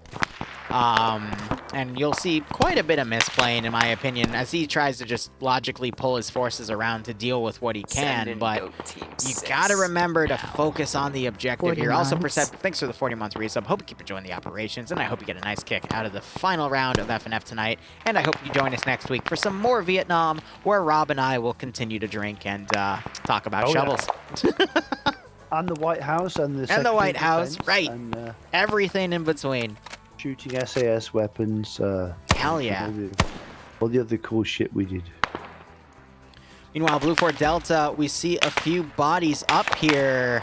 That is 3 casualties they've had up here, and they've actually pulled off of these hills to go instead into the AO here. You actually see them starting to line up down at the base of the river. They're going to start taking the fight to the Op4 elements here, but it looks like Pierce has rallied his force and is committing Alpha and Delta to start going north to the objectives as Bravo continues to stay on the hill and overwatch despite being plinked at by Charlie, who has pulled back even more and is now no longer on a proper overwatch position.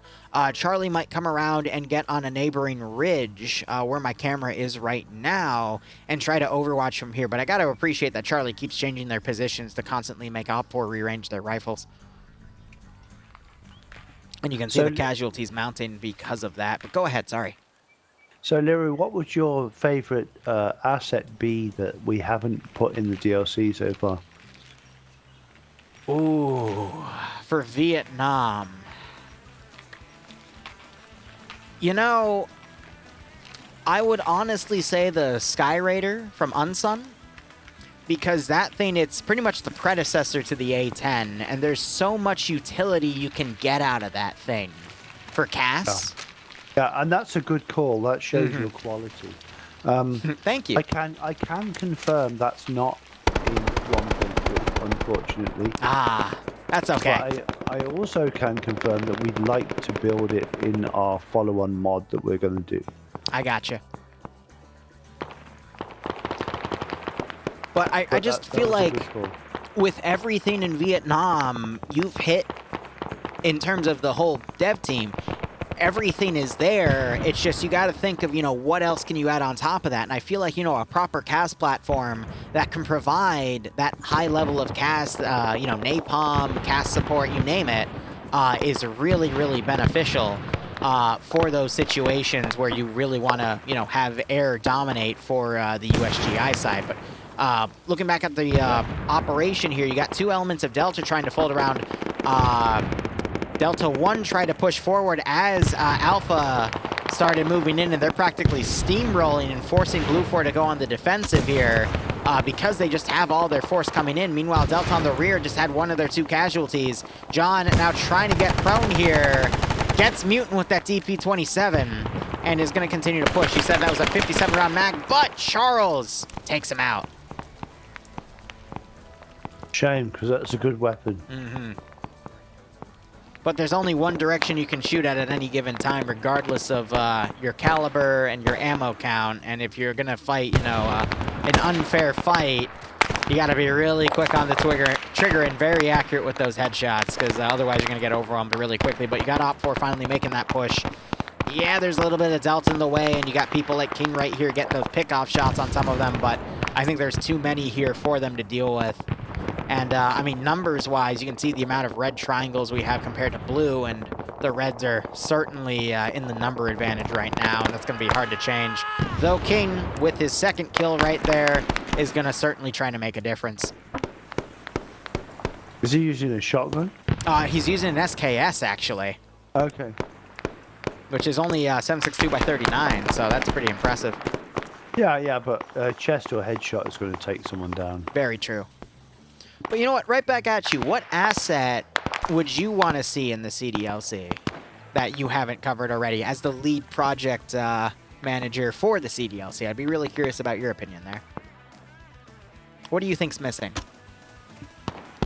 Well, I would go with the Sky Raider, like you said, that we would like to add that. But the reason that we haven't done it is because it's rear wheel steering.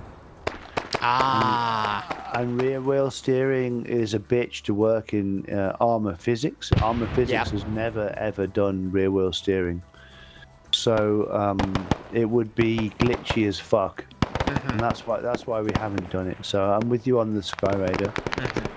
Having said that, of course, to oppose the F4 would be the MiG-21, because that is a amazing combat aircraft to go against it. Real quick, I just want to point out, Op4 does have Willy Peak grenades, because we just saw one pop off right there. Oh, yeah? Yeah. That was awesome. But, no, I agree, and I hope we see it in 1.3. Not that I know, you know, anything that's coming out or anything, you know, through NDAs or whatnot. But, you know, I'm sure it'll be a great platform to see one day if it ever comes out. Yeah, let's face it, we wouldn't have built a MiG-19 if we weren't planning to build a MiG-21. Oh, of course, but that's still like ways away, right? You know, who knows? Who knows, but it's very likely. So we finally got Op4 starting to push the objective, but go ahead, sorry. The other thing we plan to do is main battle tanks. Ooh. Well, I can't wait for my Vietnam armor-only ops, but we got Charlie now trying to come on the flank, actually the rear of Op4, and you see UGL's trading. Sam missed his, but then he took one, and since he was in flat terrain, the splash of the UGL, the shrapnel, was able to hit him, and when he put his up there, the slope of the wall took most of it. I guess ridge would be a proper term. He's up again. He is. Yeah, UGLs usually don't, unless they instantly kill you, you'll usually wake up from them, unless it was literally into your face. Because headshot damage is usually what doesn't wake you up in Ace, unless your ballistics are a little messed up, but that's a conversation for a different day. Oh, everyone's using Ace, are they? Yeah, so FNF does have Ace within it, so that just gives everyone a lot more playability. Ooh, Tackleberry knocks out both Whiplash and Cats there with what sounded like a PPSH. Yep, 70-round drum mags are just a bitch when it comes to CQC. Wheaton gets knocked out by Nemesis with some sort of machine gun spray as Nemesis takes machine gun fire. That was with an M60. And Nemesis is now pulling back as Patriot tries to plink at him from a concealed tower with a Mosin Nagant with iron sights. My god. Bolt action for the win. You know, Op4 are having a lot less triangles now, and Blue 4 also have lost quite a bit of their manpower here, but you also see a lot of Blue 4 have pulled up their forces from the far western objective. And based on where Blue 4's unit positioning is, I feel like Op4 is slowly getting encircled and taken out. Op4 command is dead. Blue 4 command is still alive, commanding from the bunker complex on Delta, trying to plink off what he can with his SKS, though with only an iron sight. But I don't know, this could go one of two ways. Either Op4 can break through and hit these remaining objectives here, because they haven't even destroyed one at the 18-minute mark. I'm going to be honest, though, if we get to the 15-minute mark and Op4 still hasn't destroyed one, it's very unlikely they're going to be able to win this round. But Blue 4, you just see this really nasty encirclement with a lot of forces kind of in between Op4's lines. And I think we're going to see a similar repeat to what we saw with the first round of just a force getting whittled away over time. That's a tough one.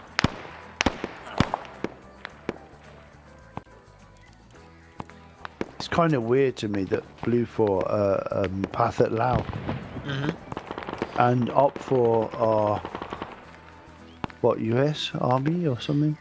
So Blue 4 is Pathet Lao. Let's look at the roster here again. Yep, Laos People's Liberation Army. Op4 is Aussies. Yeah, Aussies, right, okay. Yeah, that just seems really weird. It's like a very Laotian communist point of view, isn't it? Yeah. Also, Nodinit has messaged Bob in my chat to say the ticket has been reversed for his testing, so okay, this is the end of the shovel. Yeah, well, I wouldn't doubt that Don could fix it within 10 minutes of looking at it, yeah. And that's why I was saying I'm so apologetic, because, like, we can fix that shit so quickly. Right. And it was flagged up over 6 months ago, and we've just been so busy. Yeah, of course. Yeah, we got a guy in the Medal of Honor. Yeah. Clearly there were more important things on the line. I get you.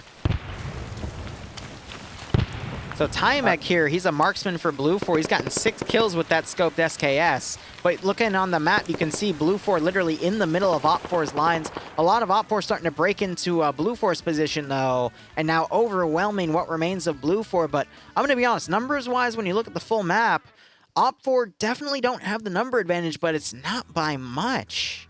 And that could quickly turn around in this CQC situation if Op4 realizes how close they are to certain Blue 4 elements and get some really good grenade throws or some really good multi-kills. Yeah, look at that. It's just looking, it's just asking for a grenade. There's 15 minutes of play being called, but honestly, Op4 only needs to run one guy over to the east and a few to the west, and that is it. You got Nemesis trying to open up with that M60. And quickly pulling back. He's on 4 kills, so he's doubled his kill count since we last saw him.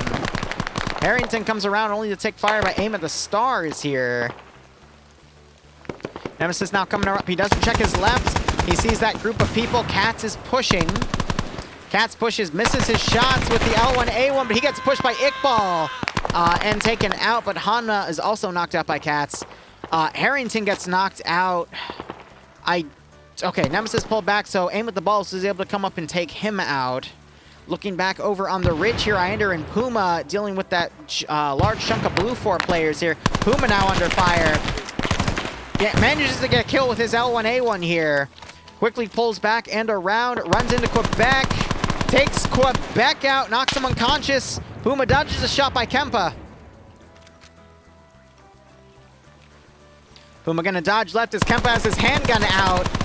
And Puma blows him away. We just heard a GL shot by Holt and Timek. I think that was Holt's firing and it landed on Timek. But now you got Grab shooting down at Timek here, but unable to land that shot. Grenade goes out, but now Puma's flanking. Timek caught in a reload here with his SKS. But Puma gets shot in the back by Bluck. But I think Bluck just got shot by Grab up there. So we're just seeing trade after trade. Timek gets the double tap on Puma. And up there, Blue 4 had the number advantage, but they are now down pretty hard here. So Blue 4 up to 2, 4, 6 players remaining. Op4 up to 5.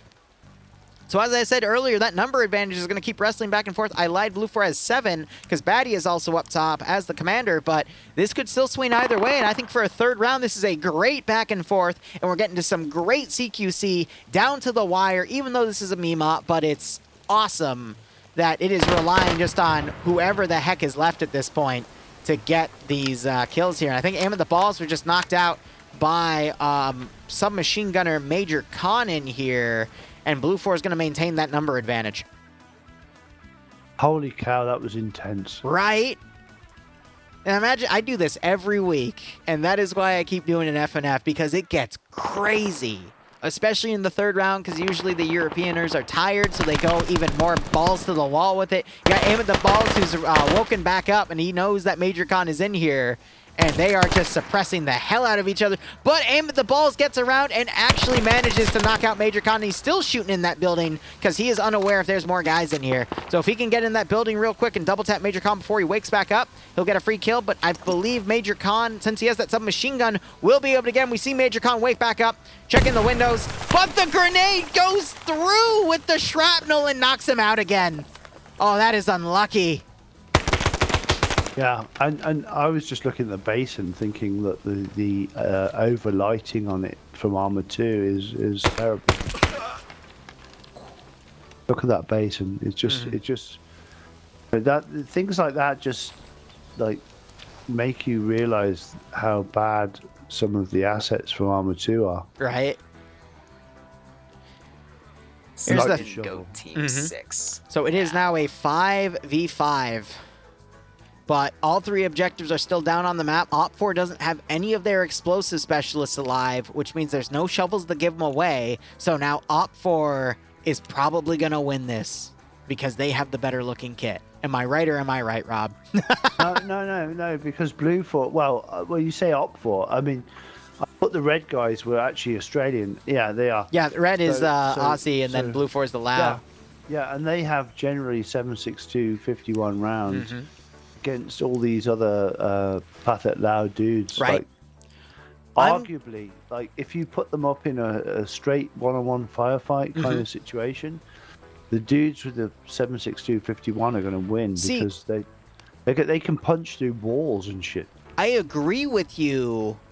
But as someone that's been covering FNF a lot, I'm going to be honest with you. It's not just about the caliber size. It is also a lot about the fire rate. Which is why when I look at Hanma here with the PPSH with that quick fire rate on it, I can assure you if Hanma and someone like Nemesis were at the same skill level, Hanma would have the advantage because of how, oh my god, Hanma just blew Nemesis up with a grenade. Yeah, well, I was trying to hike Nemesis up there, but my god. Sorry, continue.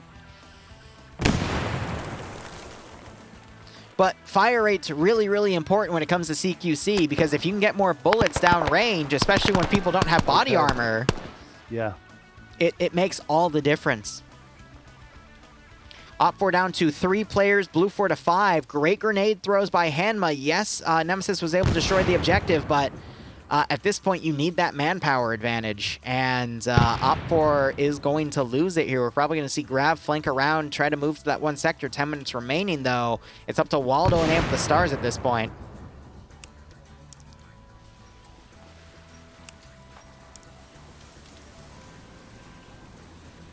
Chat's pointing out that I streamer cursed Nemesis, and yeah, I kind of did. Whoops. But my chat's obsessed with the fact if I ever give anyone an advantage and I say they have one, they usually lose it. Baddie gets one of them. Aim at the Stars comes in as Baddie's reloading. Aim's coming around, but Baddie gets the magazine in, but it's not enough. That was a clip also. My bad, not a magazine because it's an SKS. The magazine's built in. You put a clip of bullets in at that point. So Aim gets the kill there. You got Hanma down here. Yeah, I mean, the SLR is a great weapon. Right. Like we've got 20 rounds, they're big rounds. It's like an M14, really, but it has nicer sights. TT League, thanks for the 36-month resub. That gets you a new Lance Corporal badge. I appreciate all your support. Hope you keep enjoying the operations, and I hope you have enjoyed Rob and I BSing over the FNF Round 3, man. Appreciate it. Hanma's keyholing, but there's a little bit of dirt that's stopping him from seeing Aim at the balls right there, so he's going to continue to move around. You got Grav slowly approaching this other objective, and Aim at the balls is going to also start moving to it. I will be right back 1 second, but I think we're going to see Op4 just move up to that one statue and take it out, so I'll be back in about 30 seconds. Well, I'm still here, so I'll just carry on talking. Well, it's interesting, that you can spray and pray with an SMG like a Soviet, brass fountain and with pistol rounds in it, because you can do that. And if I was on the receiving end of that, of course, I'd be shitting myself because there's all these bullets flying around me, and I need to get down and stuff. But having fired a lot of weapons recently with Mountain Sogvets, one of the things I would do is, especially with the M1 Garand, which I really enjoyed, you just pop up and you can hit a guy at 800 meters with the M1 Garand in the chest. And I did that 8 rounds, out of a clip of 8 on the target, and I'd never fired the weapon before. So 30 or 6 weapon, I would say, kicks ass, whereas if you're trained with an AK 7.62 and it's on full auto, and you just pop up and spray, compare that to somebody with a controlled weapon on semi who understands how to use it and is trained with it. You're back? I am back, yes. I've just kind of lit a fire under all your American gun nuts in terms of. So, what do you think, about what I was saying? Because my take on it is, give me a Garand and I'll kill the fucking whole mall, Okay. Because it's just such a great weapon. You can't miss with it, and every round kills. Mm-hmm. So they put a satchel on it, and they had to finish it off with small arms fire because the satchel wasn't close enough. But that's objective 3, and it is still a 4v2 at the moment. But let's go ahead and look at everyone's kit. So we got aim at the stars here with an L1A1. We've got grab with the L1A. Is that the L1A1 or the L1A2? Because that's the UGL underneath. I think that's still an L1A1. Yeah. Holtz with an M60. Ash with a Mosin, but he just swapped it for an SKS. Hunt with an SKS. And Hannah with a PPSH.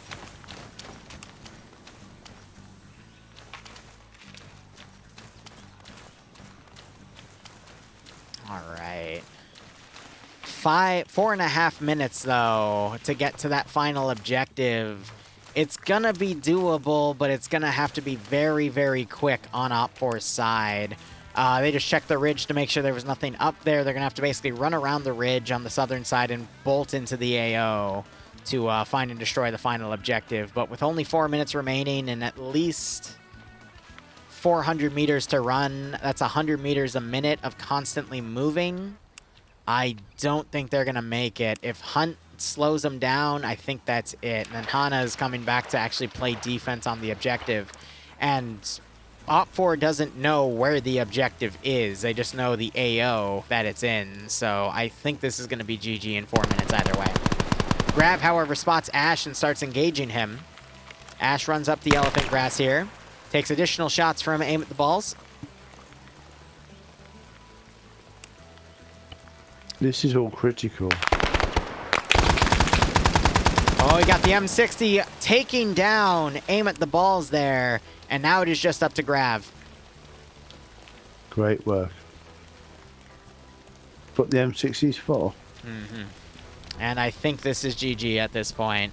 3 minutes remaining. Grav, the sole survivor here, pinned by multiple Blue 4 looking around his position.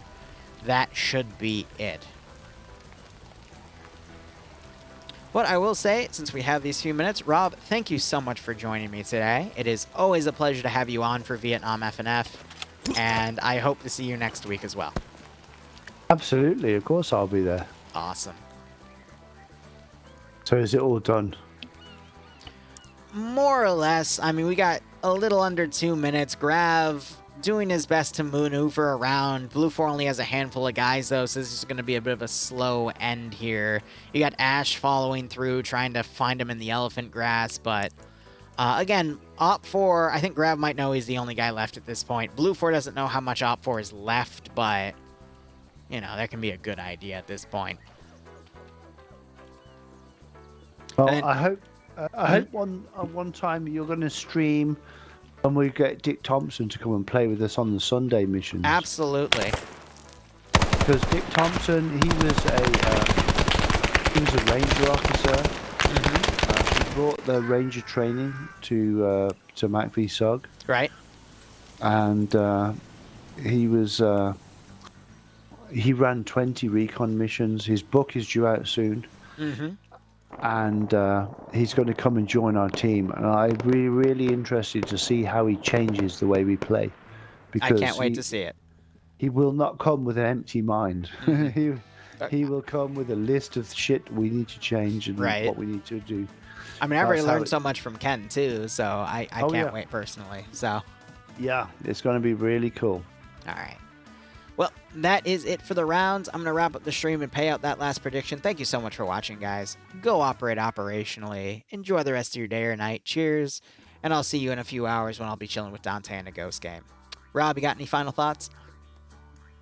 No, just buy Sog Prairie Fire and tell your friends to buy it too.